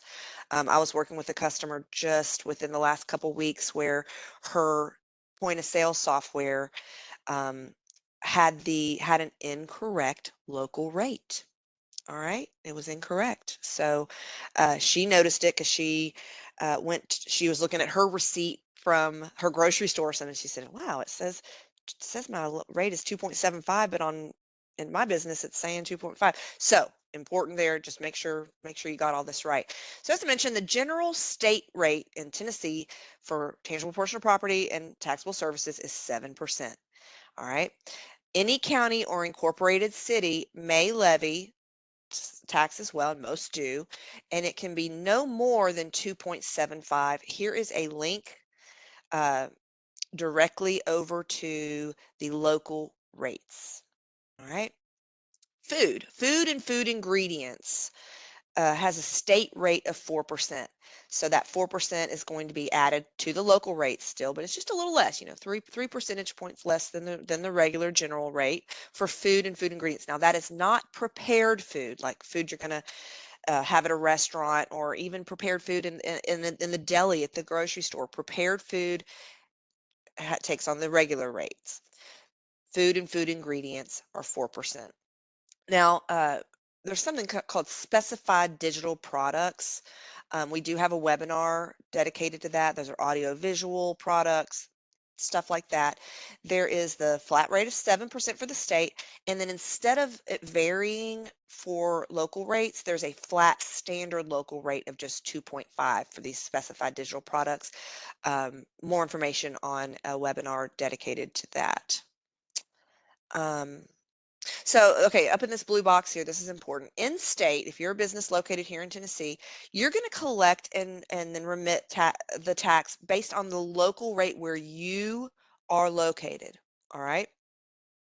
Sellers with no locations in Tennessee, so out-of-state sellers, are going to collect sales tax based on where the products are delivered to, like where the customer lives in Tennessee. So a little bit, it's handled a little bit differently whether you're a business based in Tennessee or based out of Tennessee. Single article. Why do we have this? I think years ago when Billy and I researched it, we think we're the only state that has a single article tax. All right, we have a webinar dedicated to this, and this is going to be applicable to you if you sell what I like to call high dollar items, anything over 1,600. So single article is defined as an item of TPP that is understood to be a separate unit capable of being sold separately. So anything, this computer that I'm on, my cell phone, this cup, that's a single article, okay? But single articles over $1,600 in price, there is special taxation. So some common ones are going to be jewelry, obviously vehicles, a piece of furniture. Pre-written computer software is considered for the single article calculation. So I'm not going to spend a lot on single article right now. We do have again, a webinar dedicated to it. If you sell high dollar items, check that out. All right. It's just a special rate that I'm not going to confuse everybody with right now. So school yourself on that if you sell high dollar items. Okay, so what is considered the sales price? So this is what's going to be subject to the tax, okay? The sales price. What Tennessee law considers the sales the amount included in the seller's costs and expenses is, even if the seller separately itemizes them. You've got the cost of the property sold, the cost of any materials that you used in it, cost of labor and services, cost of incoming freight, taxes that are imposed on you as the seller, any services necessary to complete the sale, delivery charges and installation charges. Sales tax based on all of that. All right. Now, there are some exemptions. There are some usage-based exemptions in Tennessee. There's a pollution control um, exemption, and that must be supported by a valid exemption certificate. Now, I'm going to take a moment here to explain exemption certificates. So if you as a business are going to be exempt, then you're going to need to obtain an exemption certificate and then give that to your suppliers in order to not have to pay sales tax. If you are a business making sales and someone provides you with an exemption certificate on a product that you're selling and they're saying, hey, I'm exempt from having to pay tax on that, then that is something that you'll deal with as a business. You will have to maintain copies of any exemption certificates, and you can always check with us. There should be uh, uh, information on there about contacting us on that certificate. We get those calls often, business saying, hey, I got provided this exemption certificate. Is this valid? We do have a way to look that up on our website as well, and I can show you that. Some items are exempt based on the product, what it is. Textbooks, no sales tax due. School meals, certain healthcare items. Some businesses are exempt. Government, U.S. government, state of Tennessee, and Tennessee counties and municipalities, if they provide the exemption certificate to you, they will not have to pay sales tax on products that they purchase. Nonprofits, again, they have to have an exemption certificate or their federally issued 501c3 document. Qualified farmers, there's an ag exemption, and there's also a manufacturing exemption. We're going to talk here in a minute about a resale certificate. There's more information and lots more details about all of these exemptions in the sales tax manual. And we also have several webinars dedicated to these exemptions. There's an ag exemption webinar. Next month, we're doing a webinar dedicated to the manufacturer's exemptions. We've done a nonprofit webinar. So lots of good information there that might be helpful to you. Exemptions are reported on Schedule A of the return. We do have temporary exemptions sometimes. In Tennessee, our General Assembly will say that, hey, for such and such date, to this date to this date, there'll be an exemption on all school supplies or on all clothing or on all computer. There's sales tax holidays. There's there's a whole schedule for those temporary exemptions, and it's called Schedule G, and it rolls back into Schedule A. This is just a clip here. You can see all the different sales tax exemption webinars that we have that I just mentioned. Um, Agricultural exemption, government exemption, the industrial machinery, pollution. So lots of more information there, and a whole webinar dedicated to just an overview of sales tax exemptions. Important for you to understand the exemptions, though, as someone who might possibly be exempt, and definitely as a business that might be accepting an exemption certificate and not having to charge someone sales tax. All right, the resale certificate. So once you register for a sales tax account, you're going to get what's called a certificate of resale in the mail.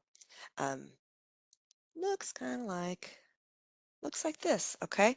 I have highlighted here, it is only to be used to make purchases intended for subsequent resale without payment of sales tax, okay? What that means is that you can only use your resale certificate as a business. You can only use it to purchase items that you're going to be selling. All right. As I mentioned earlier, each sales tax location has its own location in our system and will file separately. Likewise, each location needs its own certificate. These certificates do not expire. You're going to see an effective date when it was issued, but there's no expiration date. It just expires when the business is closed. All right. And again, it can only be used for items intended for resale. We have a whole webinar dedicated to resale certificates. One thing I will say about this that I know our auditors really watch closely. If you are going to go buy items, some of which are going to be for resale or used in a product you're going to be reselling, and then some are going to be just used for the business. Let's say you made a run to Costco or Sam's and you bought a bunch of stuff that you're going to be reselling or ingredients for something you're going to be selling or whatever. Okay, you can use your resale certificate for that. Let's say you're also buying some cleaning supplies for your business or some shelving units. Make those separate purchases. That's advice directly from our audit division. Make those purchases separate, because on one of them you're going to provide your resale certificate, and on one your resale certificate would not be valid for those items that you're going to be purchasing for use by the business. Don't get those items tangled up together in one big receipt. Filing. So the sales tax return is due on the 20th day of the month following the period. Sales tax accounts are set up monthly. Okay, so your sales for January, you can start filing that return on February 1, and it's going to be due by the 20th. Okay, um, I mentioned this earlier. Second bullet here, once an account is opened, filing must begin even if you don't have sales. We don't know you don't have sales until you tell us that. So if you've got an open sales tax account, if you opened your sales tax account a few months ago because you're wanting to buy inventory, okay, and you needed that resale certificate, you still need to go in and file every month on the 20th. You've got no sales yet. You're not open yet. I get that. We don't know that, though. You've got to go in and file zero. It takes you about 1 minute once you get logged into your 10-tab account to file that zero. There is no option for a filing extension with sales tax unless sometimes in cases of natural disasters and stuff, upon approval, you can get extension, but normally there's no extension. Again, like I said, sales tax are generally set up monthly. They start off being set up monthly. If you don't have much sales, though, you can reach out to us about switching to either annual or quarterly filing. There's some thresholds to meet there. After about a year in business, if you can prove you only sold X amount, you can switch over, make that burden a little less on you. Some filing resources for you. We've got a web page dedicated to electronic filing using a software vendor. That is very common for most businesses these days, even if you've got like Square, whatever. That's software vendor. We have a webinar dedicated to completing the sales tax return. There's also a help video on it. And our sales tax manual has lots of information about filing the sales tax return as well. Lots of webinars dedicated to sales tax, a webinar on special events. So if you sell products at craft fairs or flea markets, that kind of thing, that would be applicable to you. At the point when we recorded and did the sales tax basic webinar, we had not yet had this marketplace facilitators and sellers webinar, but we have now. So you could link over to that directly through our webinar video library, but webinar dedicated to that. Marketplace facilitators and sellers, that's going to be if you sell items on Etsy or you sell items through another online platform, marketplace platform like Amazon, something like that, that would be applicable to you. E-commerce, very, very common. Sales tax for contractors thing. Everything's a little bit more complex for contractors. Sorry to say, but it is. So we've got a whole dedicated webinar for that. Taxation on hemp-derived cannabinoids. Law passed a couple years ago where there is taxation of hemp-derived cannabinoids, and now another one just passed this past year. We'll have to redo that, and that's no longer applicable. But tobacco taxes, we have now had an alcohol tax. Taxes webinar, and that would be if you sell liquor by the drink or alcohol, check that out. All right, that is, folks, that's sales tax basics. I think we won't take a break, but I will open up the chat for your sales tax questions. All right. Hit us. Give us your sales tax questions. Let's try to stick to sales tax. We can go back to some business tax stuff later if we've got time at the end, but let's just take some sales tax questions. Yeah, let's see what's going on. Sales tax is the meat and potatoes, like Yeah. Billy was telling you. For coaches and consultants, would the client pay tax in their state or Tennessee? Well, I don't know what are we taxing here? You know, is this some sort of camp tax? I mean, I don't know exactly what we're talking about. Generally, services aren't subject to tax, so I'd have to know a little bit more about, you know, some of Some those like details. coaches and recreational things are subject to the amusement tax. And again, we haven't had a webinar dedicated to that yet, but there's lots of information in recreation and amusement related taxes in the sales tax manual. Right. That's a good example of something I don't know off the top of my head, and I would go to look that up in our Yeah, manual. we would have to know more about what the coaching and consulting was Yeah, doing, you yeah. know. But sometimes it's just not subject to sales tax. That's the truth. How to find where to file for sales tax? Well, that's on TINTAP, and so if you don't have access to your sales tax account on TINTAP, you need to reach out to us and send us an email so we can help you get access to that too. Same thing goes for John that's asking for the resale certificate. Like Katie said, it's usually mailed to you. But if you don't have it or need it, just send us an email and we'll send you one. Okay. And going back to something Katie said during her presentation, you know, you can only use a resale certificate for its intended purpose, for reselling, getting items that you are going to resell. Quite honestly, there's people that get into a lot of trouble when they misuse their resale certificate. So don't be that guy, okay? Because honestly, we are in the enforcement area, take a very dim view of that. So make sure that you are only using it for acquiring materials that you're going to resell too. DoorDash and Uber Eats and all this that Colby's bringing up, we have a whole notice on that on our website about delivery services, and there's been some activity in that and some specifics on that. But essentially, somebody is acting as the dealer on that, Colby, and it's typically situational, and I think the new notice talks about that. I'm looking to see if I can find that fast, and I'm not coming up with it. That was recent, wasn't it, Billy? Very recent. Yeah, it was in the last year or so. And let's see. Are wholesalers or retailers responsible for sales tax? Retailers are. Wholesalers are going to acquire the materials with the resale certificate. But when you make a sale to the general public, you're going to collect sales tax. But typically, wholesalers are going to sell to other people, and you're going to receive a copy of their resale certificate so that you can exempt them. That's how that works. And let's see a couple more here. Sorry for the delay. It takes a little while to scroll this stuff. I'm going to go over, while you're looking at that, I'm going to go over to the sales tax manual and show everyone how that's set up and everything. You can link over to it. If you've got the PDF open of this workshop, you can link over to the PDF of it or click here, but I'm going to show you where it is.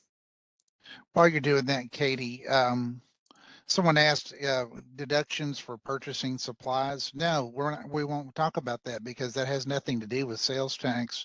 You're essentially talking about whether you're making a profit or not on the item, but sales tax is charged on the gross sales price. Whether no matter how much you're charged or how much it costs you to make it or to acquire it, it's based on the actual sales price. It's not like an income tax. Okay. Mm-hmm. All Okay. right, Go y'all, ahead, I'm Katie. over at tn.gov/revenue. I'm going to show you again where to get to the manuals. Go to tax resources. Why not taking me there? And then I'm going to click on tax guidance and then tax manuals. Just to show you here how the sales tax manual is set up. The internet's starting to go a little bit slow. I'm not going to have issues today. We've got introduction, nexus, administrative requirements, common sales tax concepts. Here's the sales tax imposition on services and tangible personal property. If you do provide a service, this is a section I would check out just to see if you believe sales tax may be applicable to the service that you're providing. Use tax, sourcing, single article. If you're selling those high dollar items, I'm going to refer you to the webinar we have about it, plus this chapter, chapter 9. Marketplace facilitators, we've got a whole chapter dedicated to that. What's considered the sales price, TPP versus real property, computer software, specified digital products, warranty and service contracts. Yes, they are subject to sales tax. Sales tax imposition on amusements. That's where I was talking about the person who had the question about dues or membership fees to sports or recreation clubs, admissions to entertainment or recreational facilities, charges for engaging. You may want to check out, sir, that section to see if it's going to be something you're looking for.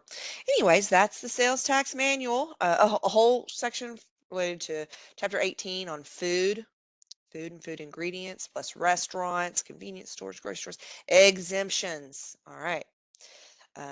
If you sell anything, please watch the webinar about exemptions and check this out just so you know. You may be having this not you may be accepting some exemption certificates and not charging sales tax to certain customers. All right, I'm going to take you over again real quick to the tax page. I'm going to go back to tn.gov/revenue. In the tax page, you can either get to it by clicking taxes here or the taxes tile. And this is where we went before, and I clicked on business tax to show you that one. Well, now I'm going to show you what the sales tax page looks like. We've got an overview here, due dates and rates, registering, information about the local sales tax. This is where I think those are, yep, here's the rate lookup to see what your jurisdiction's rate is where you live or where your business is based out of. More information about single article and special rates, exemptions, certificates and credits. Whole page dedicated to marketplace sellers and facilitators and out-of-state businesses. Anyways, lots of information here on the sales tax page. Again, I'll remind you that when you click on tax guidance under each tax page, you can also link directly over to its manual there. All right, lots of information there.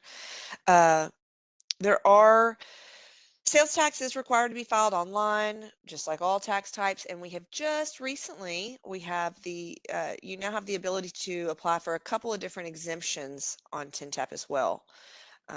Billy, can you recall it's the ag exemption, the pollution control exemption, and nonprofit exemption that you can all apply for on TINTAP Right. now. Yeah. Right. Okay. And we definitely encourage that, guys. Yes. It's a big tool for us. Um, if you're like me, I type a lot more clearly than I write. Oh, yeah. So I'm sure that like 90% of everybody else is that way too. So doing this stuff online is a way to facilitate anything that you're doing. If it's filing a tax return on TINTAP or submitting an application for exemption with us or whatever, we really encourage the electronic Hmm. part. I'm glad we've got that available now. I'm excited about that. It's brand new. I'm going to stay over here on the website just in case so I can't see the questions right now, Billy, but in case anybody has any questions, I need to go anywhere on here, I'll stay here.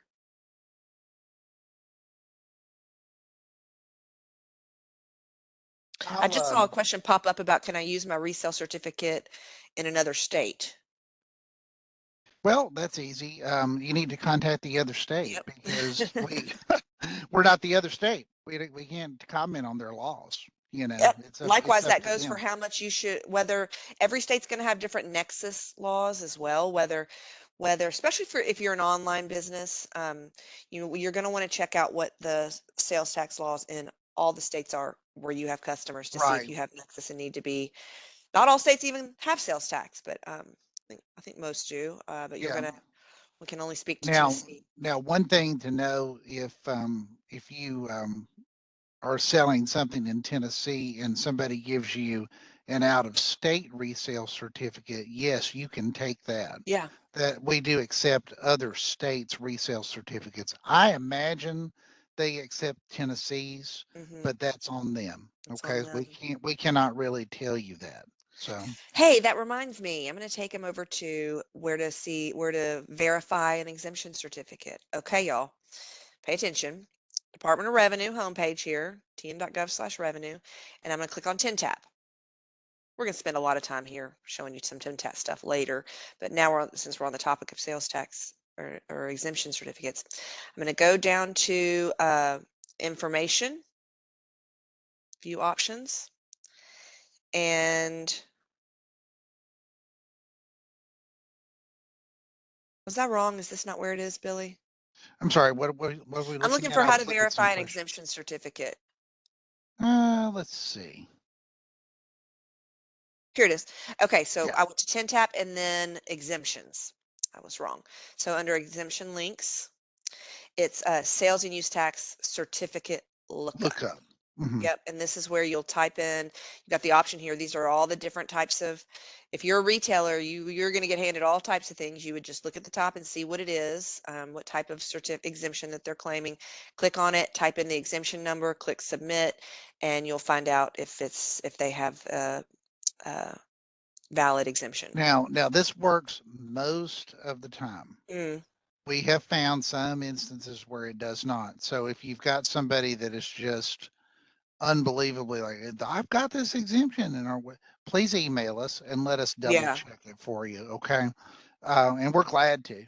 We have a whole staff of people that we do nothing all day but answer people's questions on laws and account related things. So that's what we pay them to do. And they do a fantastic job, by the way. I'm going to say it right now. But we appreciate what they do, and the church is trying to be compliant on that. So thanks a absolutely. lot for doing that, y'all. Um, do we have time for a couple more sales tax questions before we switch gears? You see I was anything? just going to Go ahead. say one of the ones that's come up here several times is about filing a return even if there's no sales. Hmm. Hmm. Definitely do it, because if you don't, you'll get a delinquency notice with an assessment on it. Yes, we can figure all that out. We can adjust that and all that, but It's a mess. please make your life easy. Go Hmm. ahead and file 0 returns until you get going.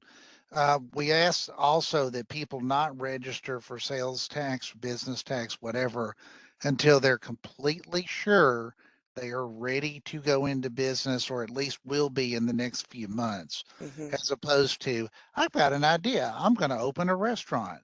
let's set up all our sales tax and business tax accounts today, and we may never do anything. Well, that creates a giant mess. You know, and Mhm. that goes back to the stuff that Katie was talking about early on. Just do it when you are exactly ready to do it. Mhm. Okay. Or you'll be getting closer. How about that? And again, like I mentioned, sometimes you need to get that open that sales tax account a little bit before you actually open your Hmm. doors open for business, because you're going to want to, you may need that the resale certificate to start buying your inventory, even though if that's the case, cool, go ahead and register for sales tax, get that certificate, start building your inventory, but you're going Hmm. to need to file Right. zero. No, you haven't, but you're Absolutely. going to need to file. 100%. Yeah. 100%. All right, let's change gears, y'all. We'll take a 5-minute break because then we're going to talk about franchise excise tax. We'll do 5 minutes, come back at 11:30 Eastern, 10:30 Central. See y'all in a few.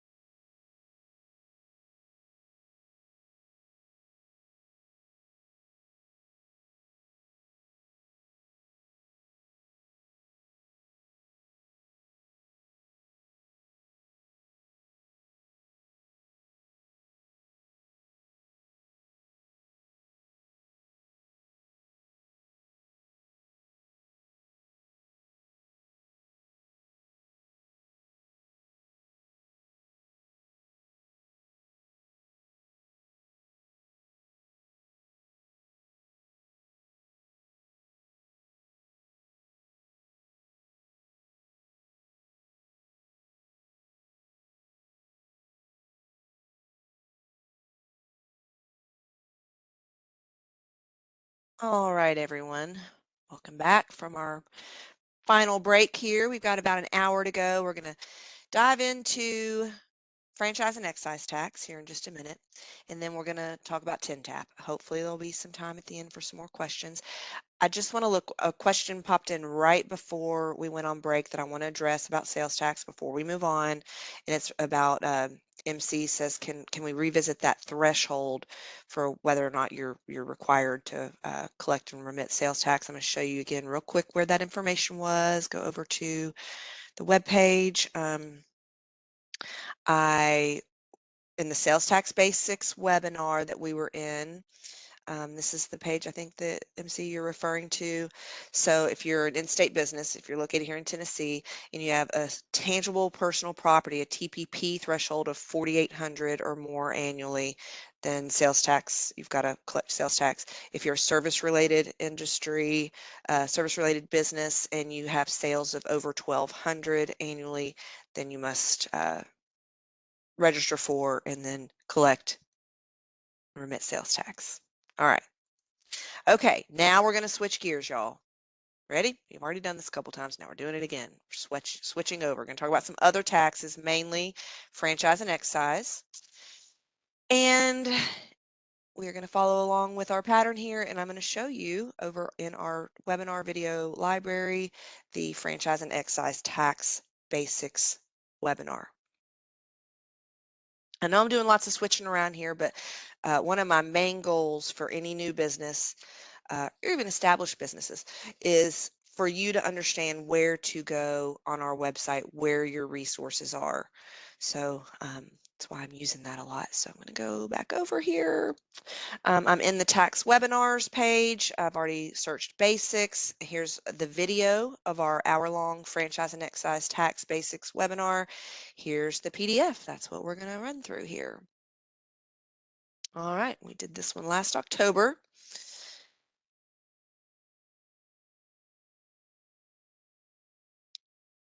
So the excise tax and the franchise tax, they're combined. They're imposed on corporations and most limited liability companies for the privilege of doing business in Tennessee. We're going to discuss here today the basics such as registering for it, whether or not you have Nexus, filing F&E, making estimated payments, who's exempt from F&E, the different schedules, and yeah.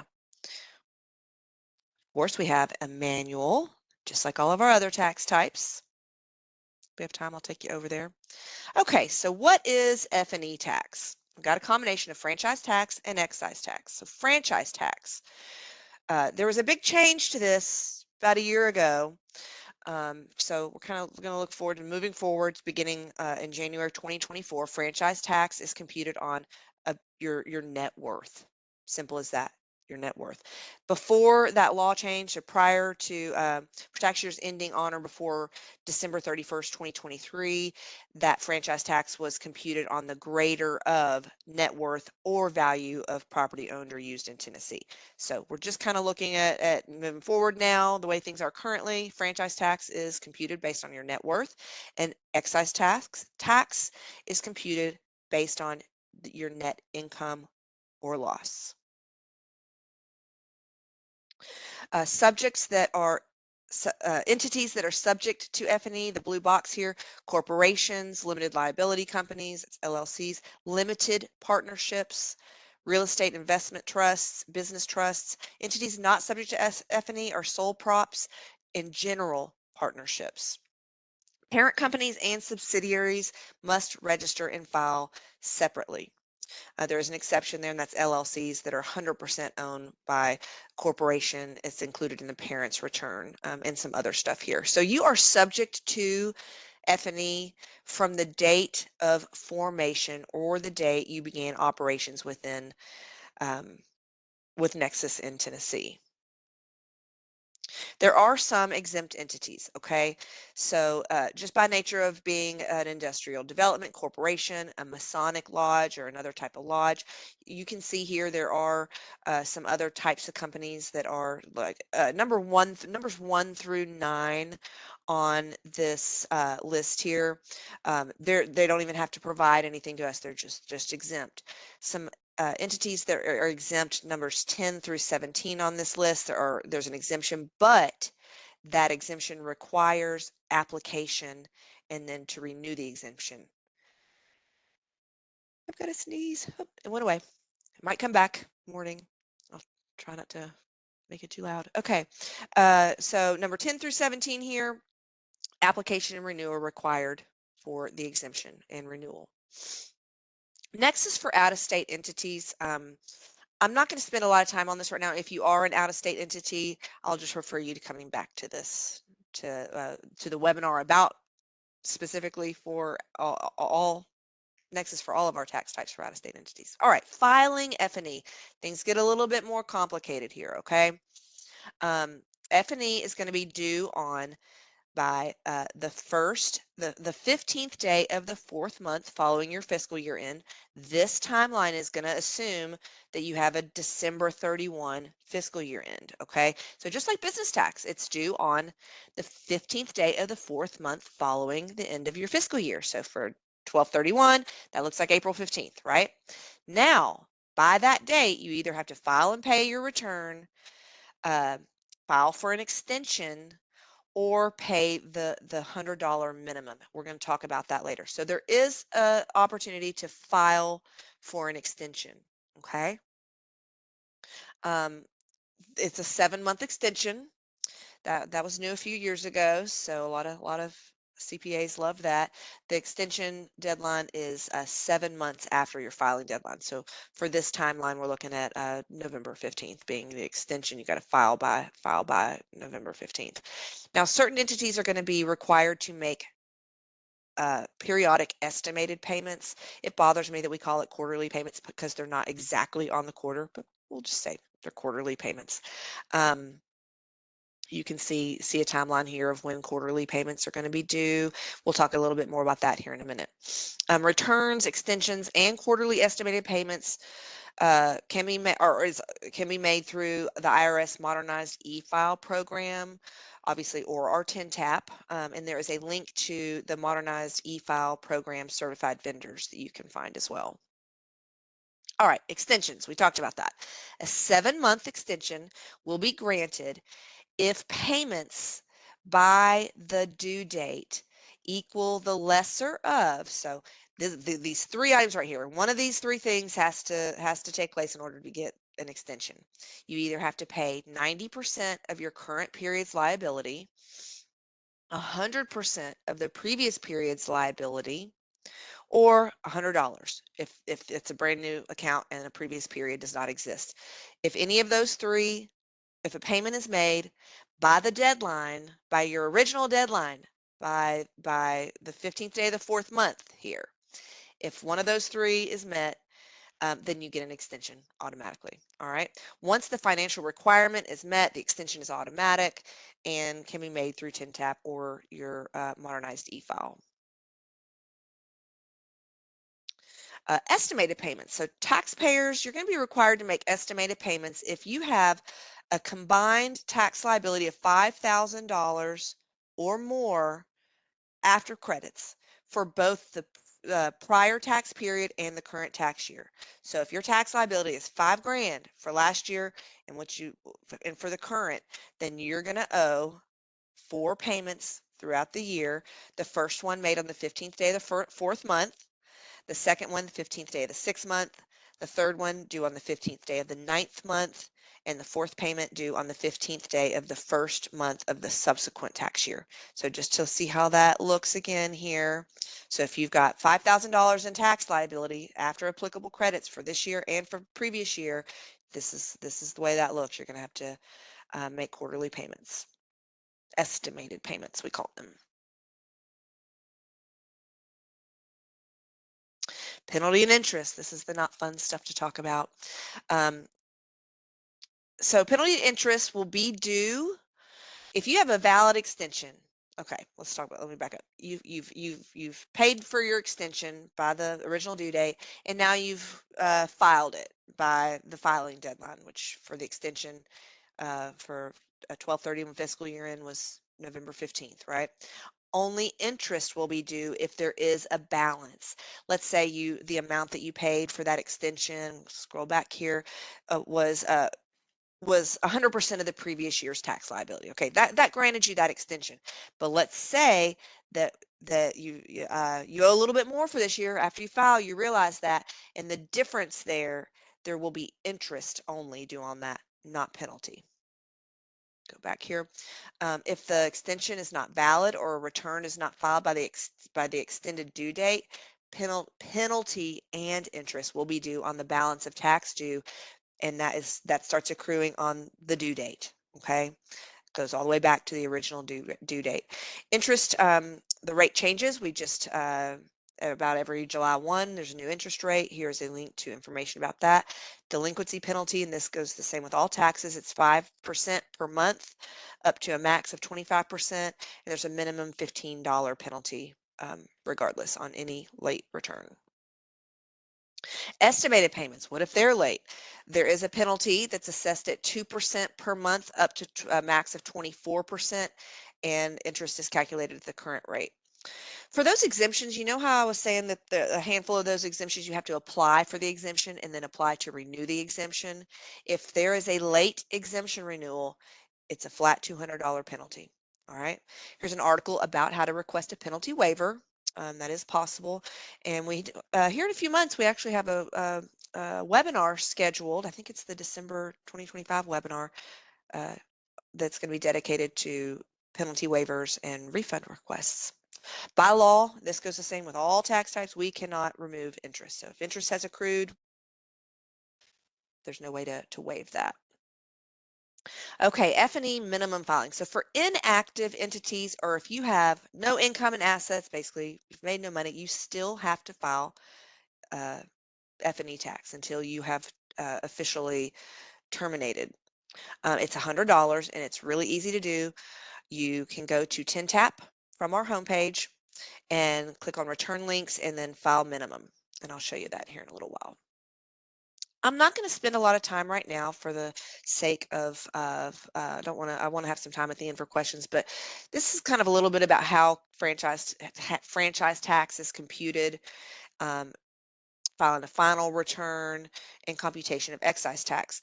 I want to refer you that if you are a entity that's going to be subject to F&E tax, coming up in October, this upcoming October 2025, we are going to have a webinar dedicated to filing the F&E return.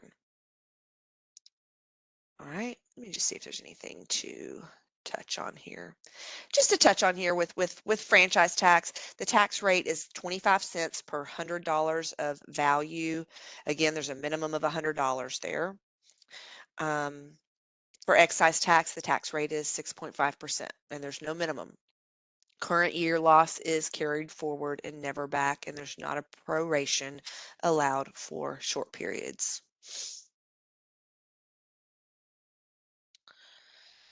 I think that is where we'll stop with F&E, just to not dive too deep into the weeds with it. It's definitely more complex. Hey, Yes, Katie. sir. Yes, sir. Go back real quick to that tax clearance Okay. slide. Did I breeze over something I shouldn't have breezed Well, over? I was just going to say, this is something that we get a lot of questions about. I just thought I would Okay. just talk about it for a quick second. Sure. You're going to be asked if you're an LLC or a corporation at different times for different types of tax clearances. And this is showing to like banks or maybe somebody that you're selling your business to that you've paid all your taxes and filed all your taxes. Super important to do. But when you close this business, whenever you close an LLC or a corporation, you're going to have to get a clearance for termination, withdrawal. Before you actually can close that business with the Secretary of State. There's a very precise process for that. So you want to make sure you're following that. Reach out to us if you have questions about it. But just understand that as difficult it is sometimes about starting a business, it oftentimes can be that much more and maybe more difficult when Mm-hmm. you're closing it, particularly if you're a corporation or an LLC. Yep. So anyway, I just want to throw that out there, and that's just an FYI for these folks. For sure. And like I want to reiterate Thanks. what you just said and what we talked about earlier, just know that when it does come time to close your business, it's a little bit complicated, and we do have a whole webinar dedicated to that now, just about how to close your business. So a link to the F&E manual here. Uh, so we have over 24 different taxes in Tennessee. Some other major ones are going to include liquor by the drink, tire fee, motor fuel, tobacco taxes. Here are just some links directly over. These are those tax web pages, all tax manuals, the webinar video library, and the help articles. If you think that another tax type is applicable to you, we have resources for you between old webinars we've done, the manuals, and the tax page for each one. We're just not going to get into those specifically today. Just some general tax account information here. Again, it's not fun to talk about, but delinquencies do happen. Penalties and interest apply to any deficient or delinquent payment. So even if you've filed but not paid enough, penalty and interest there. Penalty is 5% of the unpaid balance for each month or partial month, up to a max of 25%. I think I just saw somebody posted that the current rate is 12.5. Did I see that? It just changed, so I don't have it in my head yet. Where you don't want to wind up is in collections. There is a process. If we have not received a filing for you in 30, if we've not received a return on a tax account where our system is expecting a return, after 30 days, you're going to get a letter in the mail. And we're going to put an assessment on there just because, it's just basically an estimate of what we think you owe. And it's a pretty arbitrary number, all right? And that's the amount you're going to owe until you go in and file that return, because we don't know. Those sales tax accounts that get set up where nothing gets filed on them for a couple months, those assessment bills, we call it a NOPA, Notice of Proposed Assessment, are going to look huge. You're going to get this NOPA from us if you haven't filed. If you're over 30 days late, that's going to say you owe $500. Well, you probably don't. You just need to go in there and file it. But that's the amount that you're assessed, and that if it doesn't get taken care of, that's what will go into our collections department. And your case will get assigned to a collections officer. You'll start getting calls. It's the not fun stuff that you just want to avoid. That if I have one major piece of advice for getting started in a business, it's don't even find yourself getting behind with any of your filing or payment, because it's just not a place that you've got enough other stuff to worry about when you're a business owner. So Right. understanding all this on the get-go is key. Katie, like you said, that's exactly right. Number one, we don't want you to pay $500. What Yeah. we need you to do is to file a tax return and report the correct amount of tax, even if it's zero. Okay. Yeah. Yes, you might have to pay a penalty. The Hmm. penalty, as Katie mentioned earlier, in most cases for, let's say, a zero tax return, like a sales tax return as an example, is $15 minimum. And we have penalty waiver provisions on TINTAP. You can actually file an electronic waiver under the additional action section of your TINTAP account. Pretty easy, and we can work with you on that. Say all that to say this: don't let this stuff stack up, because what we have found over the years is we will send the letters out to taxpayers saying, hey, here's your, like Katie calls it, NOPA, Notice of Proposed Assessment. Now here's one for the next month. Now here's one for the next month. And the list goes on. And then the Yeah. person finally contacts us after they owe, quote unquote, $10,000 to us, not really, saying, oh, well, I forgot to do this and I really owe all this money. What can I do? Well, number one, what you can do is let us know about the stuff up front so that we can help you. Okay. Yeah. I'm not trying to be condescending to you guys, but what I'm trying to do is to help you avoid Hmm. problems that stack up. I always tell a humorous story a long time ago where I talked to a guy one time, and I said, we sent you a letter about this issue. He says, yeah, well, I got something from the state. I didn't know what it was, so I threw it away. Don't do that. Well, don't be like that, y'all. I mean, honest, you're not going to do that.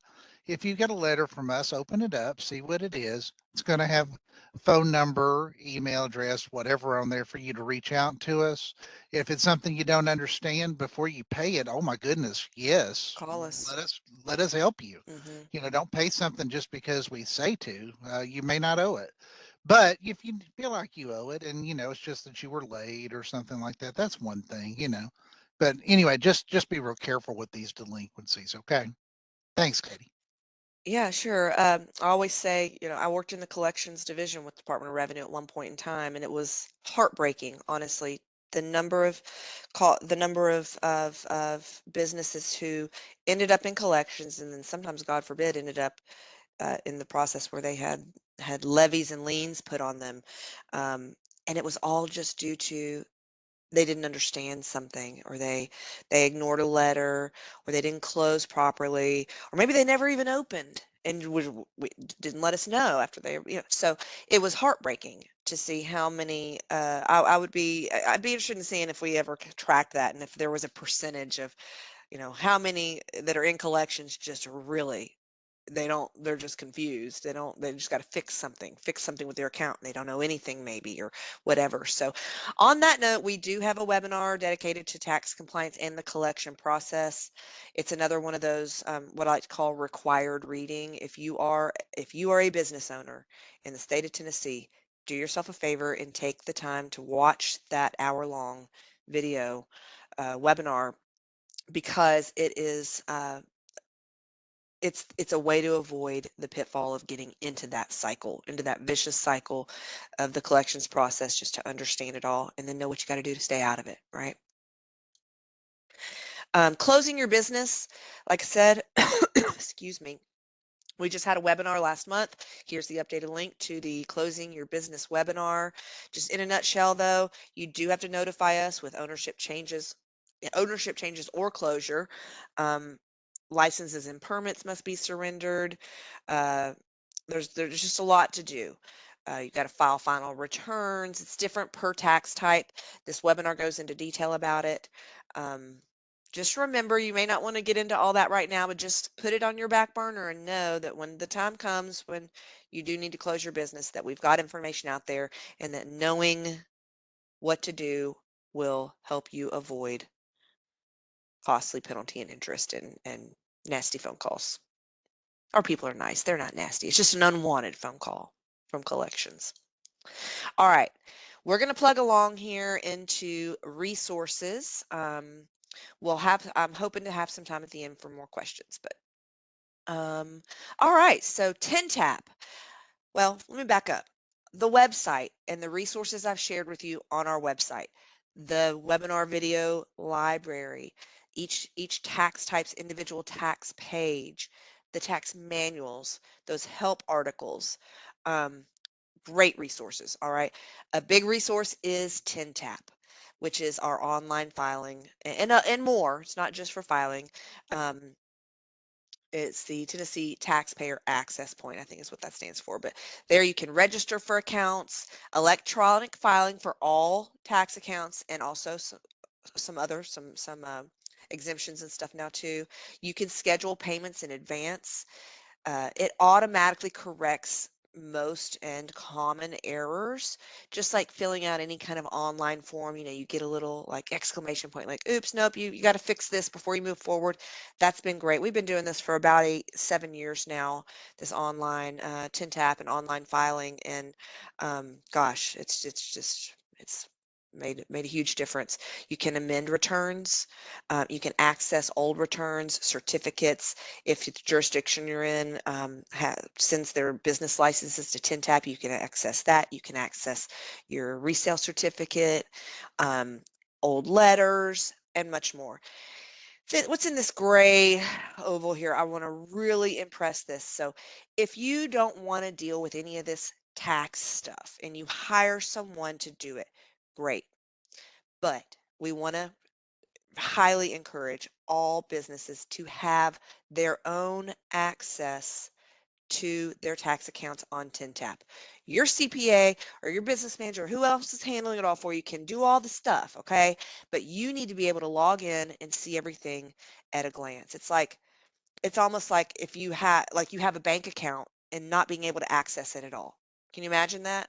No, you wouldn't do that. Whether you have online access to it or you get statements online, you as a business owner at least need to be able to go to at a glance be able to see your tax accounts. Um, and you can manage who has access to your tax accounts as well.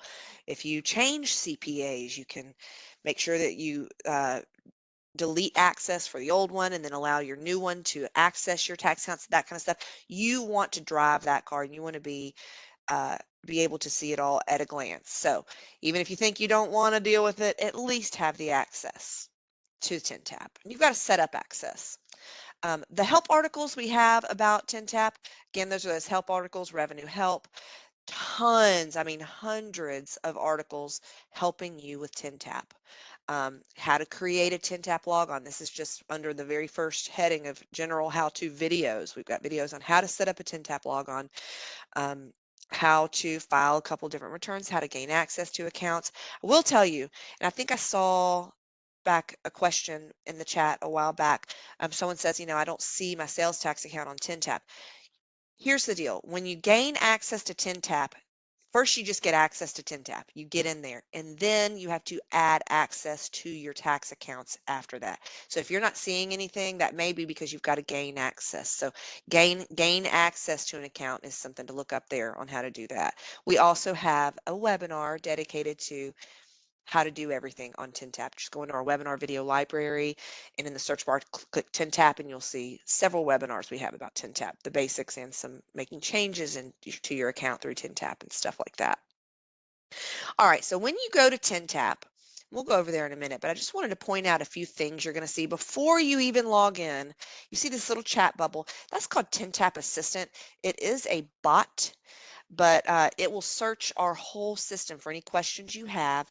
And then if you don't find the answer, we don't have online chat at this point in time, but if you don't find, if the answer that the chat bot returns to you is not sufficient or you still have more questions, you can right then click send us a message, and that creates one of those online help tickets that I've told you about that you can get to also over on Revenue Help.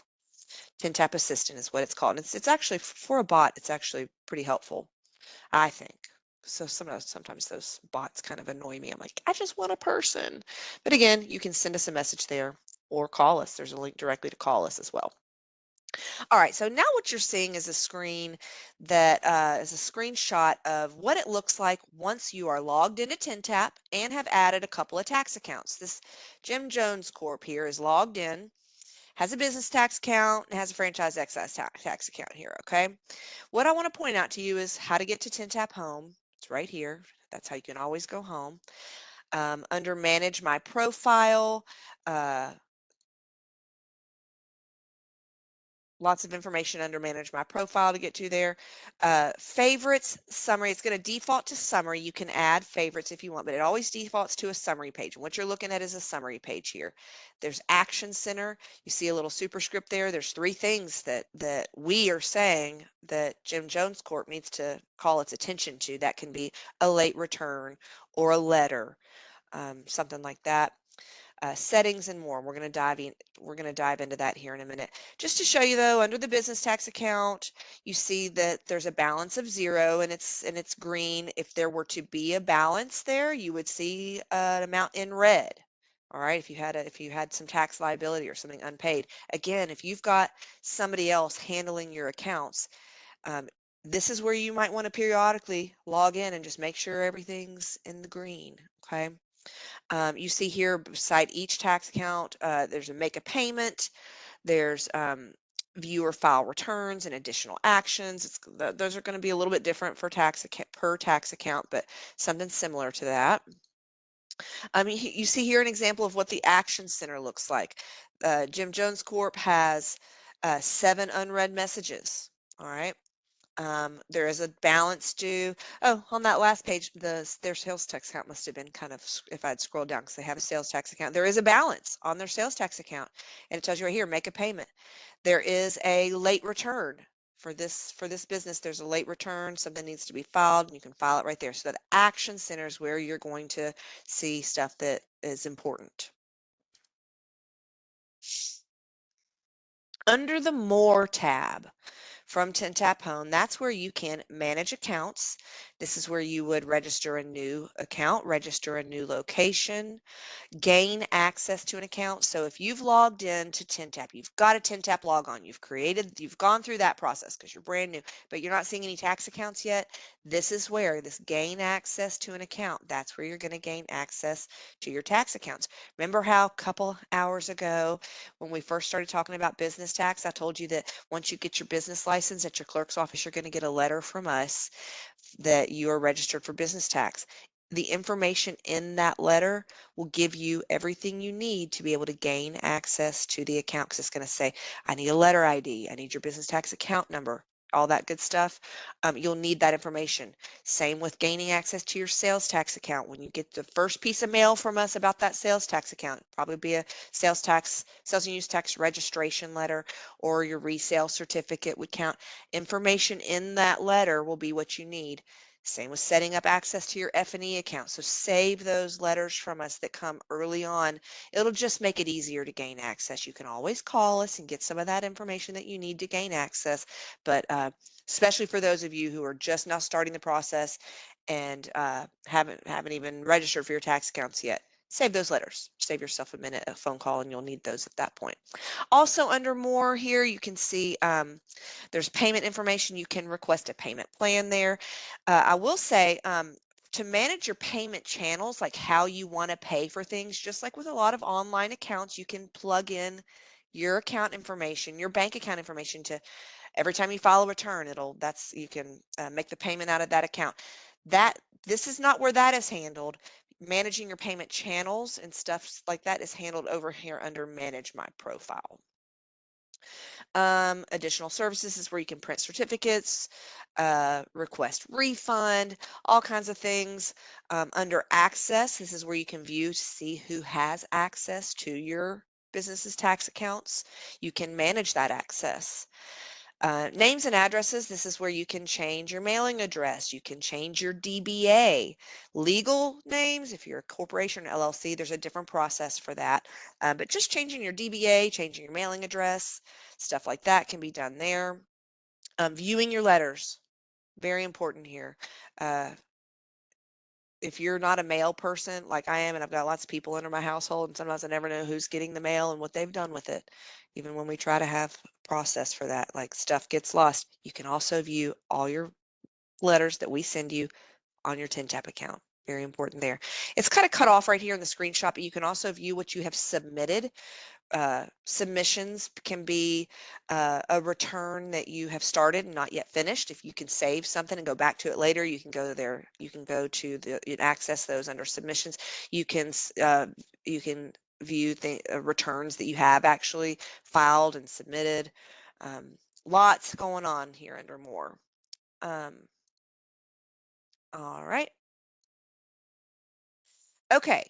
So lots of information on this one screen here, and I just want to recommend that if you are a business in Tennessee, that you find a way to follow us in some way, shape, or form, whether it be through one of these social media platforms, signing up for email updates from us. We do have a YouTube channel where all of our webinars are, but I showed you how to get to those elsewhere. But also, here's what we've been talking about the whole time, how to reach out to us. We have a tax helpline. The number is 615-253-0600. And we have an email you can send your questions to, revenue.support@tn.gov. Those emails come through the same team that answers those help tickets that I've talked to you about, whether you're submitting a ticket through the TinTap Assistant bot or over there on the revenue help page that when I showed you at the bottom of that screen, how you could submit a help ticket that way, or email us. A lot of people prefer that rather than calling. Again, at this point in time, we don't have a live chat. Support staff is available Monday through Friday, 8 to 4:30 Central Time. There is a link, if you've got the PDF here, to all of our different contact numbers. We have different contact numbers for various different divisions. A contact number if you've got a question about a penalty waiver or a refund, or there's a franchise and excise tax practitioners line. All those other numbers are accessible if you follow this link right here. We do have regional offices that are open usually just a couple days a week, and you have to schedule an appointment with them, but there's information about our office locations as well. Before we open things up for questions, just wanted to bring to your attention the upcoming webinars we have. These are free tax webinars that are always the last Tuesday of the month. If you sign up for revenue email updates, which here is the link for that, you'll get notified whenever we announce what the monthly webinars are. But here's just the next few months. Legislative updates. This month is all the things that happened as a result of the recent General Assembly session, all the tax law changes. In August, we've got manufacturing exemptions. In September, natural disaster sales tax relief. October, filing the F&E tax return. Oh, and I was wrong. It's November that we've got refunds and penalty waivers. I think I told y'all December earlier, but November webinars, refunds and penalty waivers. Another link here to our webinar video library. All right. Going to open the chat back up for all of your questions from everything we've talked about today. The getting started, business tax, sales tax, F&E stuff, TIN-TAP, other resources. We got about 20 minutes left, so Billy and I are happy to see what you got here. Yeah, we'll have a lot of questions, I'm sure, and some of which we'll be able to get to at least. We've got David asking a question here in chat about the certificate of registration for franchise and excise tax. Says you must make estimated tax payments quarterly, etc. It says, do we still pay the $100 minimum or just file at the end of the year? You're not going to have that estimated tax requirement up front in that initial year. So the 100 is going to be sufficient on that. And I think what David's saying there is the letter says that you must make estimated payments if you need. That's kind of confusing. But like Billy said, if you weren't If in both the business last year, prior it's not year and the applicable. projected, right, correct. Yeah. So in your initial year, that won't apply. Yep. Desiree says, who do I need to contact regarding a minimal business license? So you're going to reach out to your local county clerk and city or town office if regarding minimal business licenses, purchasing an initial license or renewing a license, all minimal business license questions. But if you currently have a standard license and need to switch to a minimal, we're still kind of dealing with some of that based on the threshold change from a couple years ago. You can reach out to us about that, and then we communicate that change with Yeah, your and local clerk. let me reiterate a little bit of what Katie said during her presentation there too. So, you know, we do allow businesses to get a standard license, not the minimal, no matter what amount of income that you Mm-hmm. have. $10, $10,000. Well, certainly if you're over 100,000, you definitely need it. But at the same time, if you ask to be in the standard license status and to pay tax, then you have to do that. You have to file and you have to pay online. We would rather, if you're under the $100,000 threshold, convert your account over to the minimal activity so Mm-hmm. that you just pay the $15 license fee to the local city and the county as well. So that way it's a lot cleaner. It also prevents you from possibly overpaying tax depending on what your gross income is. It's the right thing to do.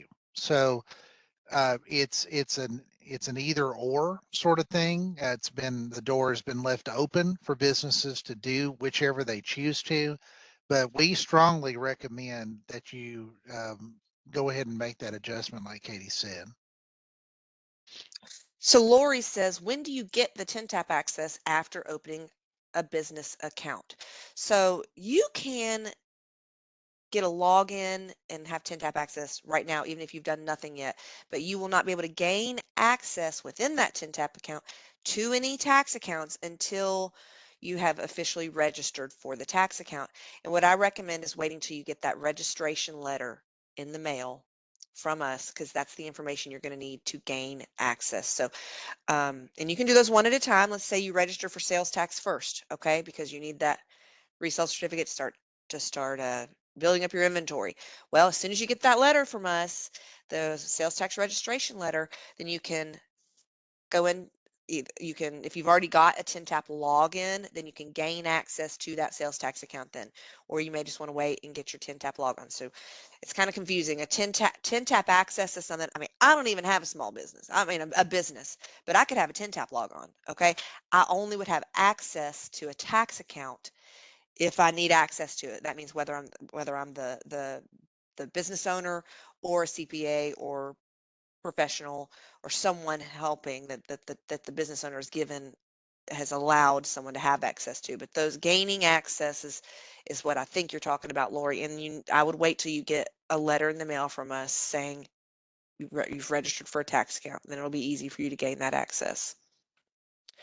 Lori And also asks, sorry, go yeah, ahead, Billy. no, go ahead. I was just going to say about the sales tax for those purchasing from out of state. Yeah, go ahead and take that one. Yeah, it's super easy. So if you sell a product, a taxable product to somebody who doesn't live in our state, and basically it's delivered to them outside the state, that's a sale in interstate commerce. So it's not subject to Tennessee sales tax. Okay. Yeah. So We you didn't do talk about report sales it. tax deductions today, uh, Yeah.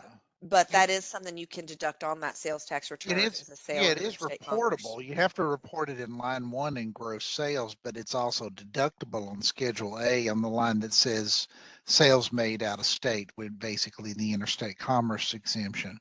So that's how that goes. Now, if somebody comes in from another state and comes to your shop and buys something, that's very taxable. That's always They're taxable. walking away with it in that moment. It's not Hmm. getting delivered to them out of state. There is a huge difference, Yep. a huge difference. And again, if you are, especially for online businesses, if you're making sales to people in other states, again, we can't advise you on what the other states' tax nexus laws are, but you may want to look that up, and you may be liable for collecting sales tax from other states. And most states kind of uh, have similar rules about that, but you still need to school yourself on the other states and whether you need to be collecting their state sales tax. What's the next one you see, Katie? Um, when I received my sales tax letter, it was marked annual. Does this mean I do not need to file monthly? That's from Hannah.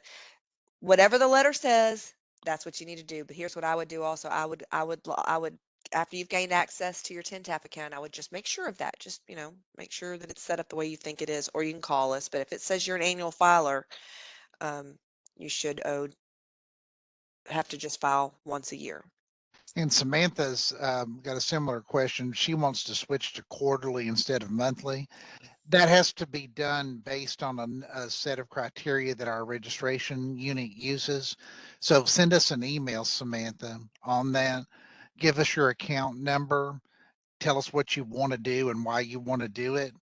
And they'll consider that and they'll let you know if they can make that adjustment for you. Okay. That's the best way. You're probably not going to find that in the manual, by the way, just to let you know. So Richard asks, so the first year of F&E taxes are always $100? Not necessarily. No, that's just the minimum. It's a Correct. minimum of 100. That's right. What you owe is going to be based on your net worth and your income and loss of your business. Right. Whether you need, if you are inactive or you had no net worth, no income loss, then it's definitely going to be 100. Okay. Right. Those are okay, just started my business and hadn't done anything with it yet. Yeah, that's 99.9% of the time going to be $100 return. But yeah, it's going to depend on, if you've got an F&E account, you're going to have to figure out whether you need to file or not. Somebody asked too, sales and tax is 30 days from the effective start date on the messenger form. Look at your certificate. It'll tell you when the periods begin. Okay. That's when you start. So in other words, what you'll do on sales tax, for example, if it said that you're starting in July of this year, when we're recording and having this event today, then the first payment and tax return is due by August 20th. assuming August 20th is not a Saturday or Sunday. Okay. If it is, it's the next business day. But yeah, you want to do that too. And Katie, I don't know if you mentioned this or not, but let me throw this out there too. On tax returns, guys, on any of our taxes, okay, there's a due date, so you definitely want to make sure you file and pay. But what we want to recommend that you guys do is to go ahead and prepare these returns well in advance of their due dates. Okay. You can do this on TinTap. You can go ahead, like, for instance, if you were trying to file a June return right now in July, it's July 9th as we're recording this, then, you've got another, what, 11 days before the 20th. Mhm. Okay, why not go ahead and do that now? Just go ahead and prepare it if you know your figures. And then when it comes to the payment section, you know how much it's going to tell you to pay. Mhm. But then you can schedule the payment to come out on the due date. That is very wise. Okay, you can pay it today if you want to, but you can also schedule it anytime before or on the due date of the return. Maybe This the day way, before the due date in case there's a payment issue, right? that's well, Just to be that's safe, that's maybe. That's that's their one call. that's the best advice. That's the very, very best advice too. By the way, if you're paying ACH credit, which some businesses do, a very small group likes to pay with ACH credit, that does need to be done a day in advance. So if it's the due date is the 20th, you have to do that by the 19th. It requires an extra day of processing. And Mhm. that's because of the way that banks handle that, not us. Okay. But long story short, get it knocked out. Don't be up till midnight on the last day saying, I can't remember my 10 tap password. Oh my Mhm. goodness. We can address all that stuff up front. Just be a little more proactive. Okay. It definitely we have a very well-staffed call center and help desk. Um, I think one of the best that I've ever as a citizen, I've never dealt with government employees that are just as efficient as ours are. So bragging a little bit there, but there will be a wait time if you call on a due date. You call Like, April 15th. If you ever try to call us on April 15th, sorry, you're going to wait in line. However, yeah, however, I'm very proud of our folks that yeah. when we're busy, you think, we call different businesses and other governments to get help, and it's like, hours or Hmm. half hour. No, it's not. Not even on April 15th with us. So we're very happy to help you in any way that you reach out to us. So John has a question. I started my LLC and have my business license set and sales tax set, but looks like I need to get my franchise excise set up. How do I do that? So John, great question. I'm going to show you. So I don't know if you've already, so it sounds like you've registered for business tax and sales tax. Not sure if you have actually added access to them in TinTap or not. But regardless, once you have a TinTap log on, you can, if you already have that, if you need to zoom in here a little bit, you click your own zoom under manage accounts, register a new account. That's where you can register for franchise and excise right there. Hmm. You can also do so without even logging into TinTap. If you don't have, I would say if you've already got a TinTap log on, that's the best way. If you don't yet, you can also do that from just going to tn.gov/revenue, clicking on TinTap, and then registration links, and then register for it that way. But you're And saying you've already registered for some tax accounts, so you may already have TinTap. Yes, Billy. one helpful hint for John and others too, before you do this, if you've already registered with the Secretary of State, you'll have a control number. And I believe part of our registration process, the last time I looked, is it said, hey, if you've got a Secretary of State control number, will you please enter it here? You don't have to do it, but it would be real helpful. It helps, I- yeah. If you've got that, you can go ahead and write that number down and put that in our system. What it does is it basically marries our records together a little bit better. And that's good for to prevent any sort of bad billing or anything. It's not that it would happen. It's just a nice safety net. Okay. It's a good thing to know there too. Let's see what Grace says. What does she say here? Small business owner who hasn't broken even. Oh, that's too bad. But also been working for various people. Does self-employment fall into this? Uh, you're talking about self-employment taxes, I think on the federal level, which are called Mhm. estimated tax payments, also almost the same thing as F&E, but not really. That's an IRS question, Grace. So you need to call the IRS or go to irs.gov and ask them that question. Okay. Anthony's asking about, do I need a contractor's license or home improver's license if I have a business license? We install cabinets, countertops. Yes, those are two different things. Your Yeah. business license is a license that you're going to have that you're going to get from your county clerk and city clerk's office. That contractor's license is something through the Tennessee Department of Commerce and Insurance, where you Hmm. have to sit for a contractor's exam. Um, Lots of different other requirements, that contractor's license.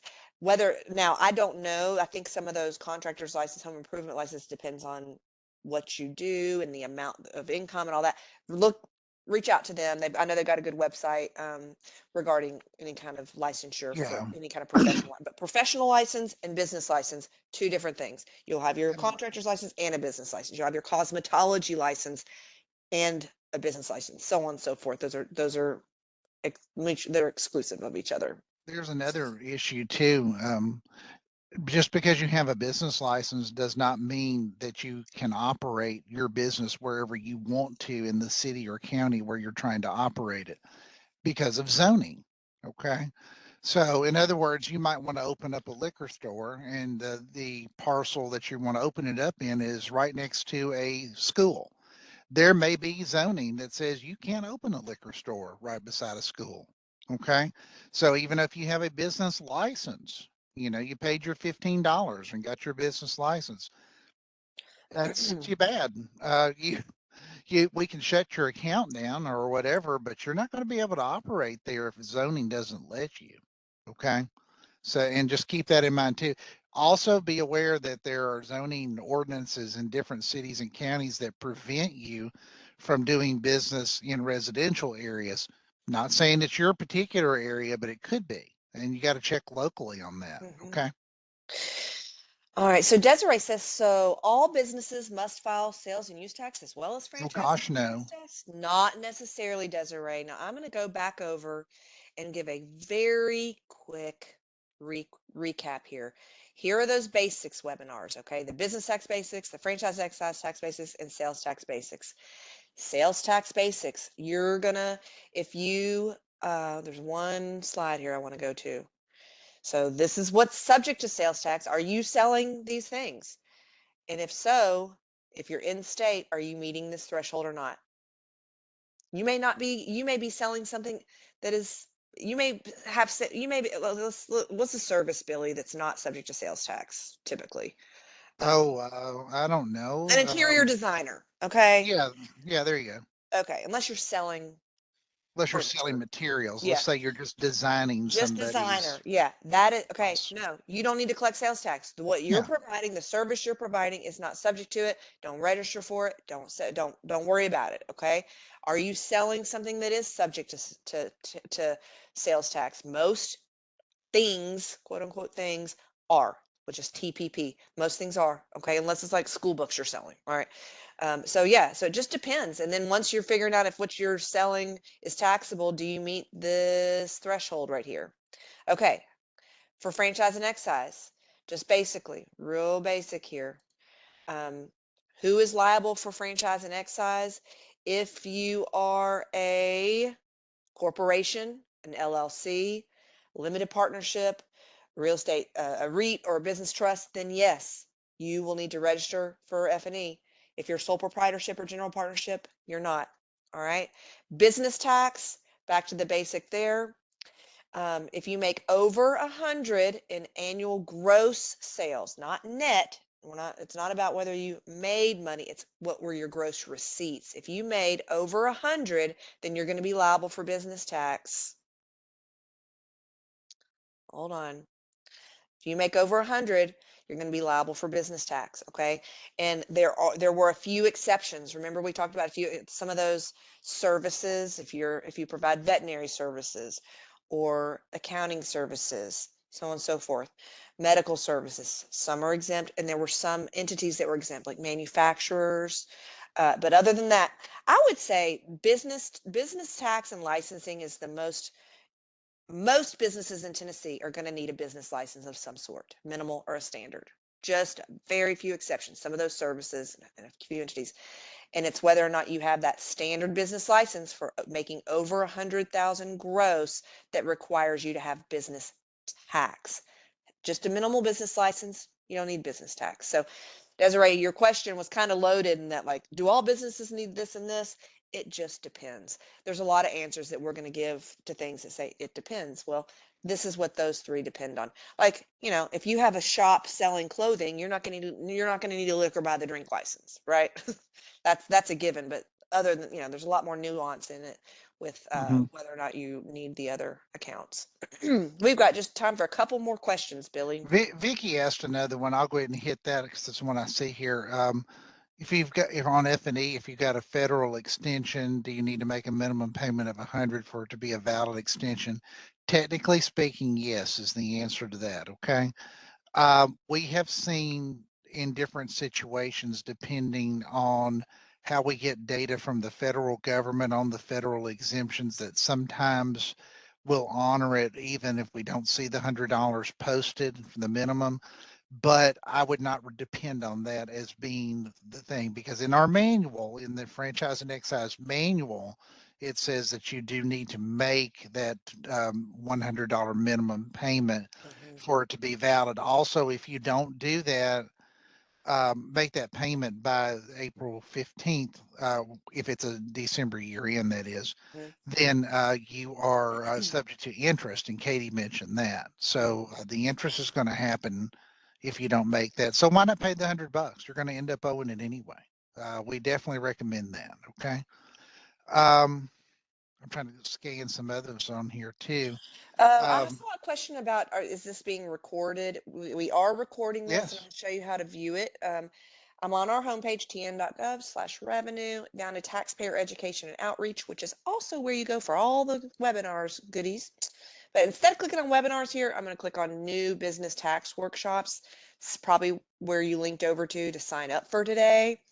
That's where the PDF is. But after this webinar, we will put, so what you see now is January's new business workshop. Starting tomorrow, you'll be able to see this one. We always will have the current or most recent new business workshop posted. We'll have another one in October.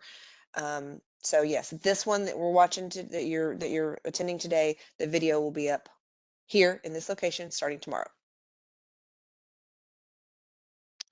Richard asked about our F&E and business taxes separate. Clearly, yes, absolutely. They are. Yep, sure are.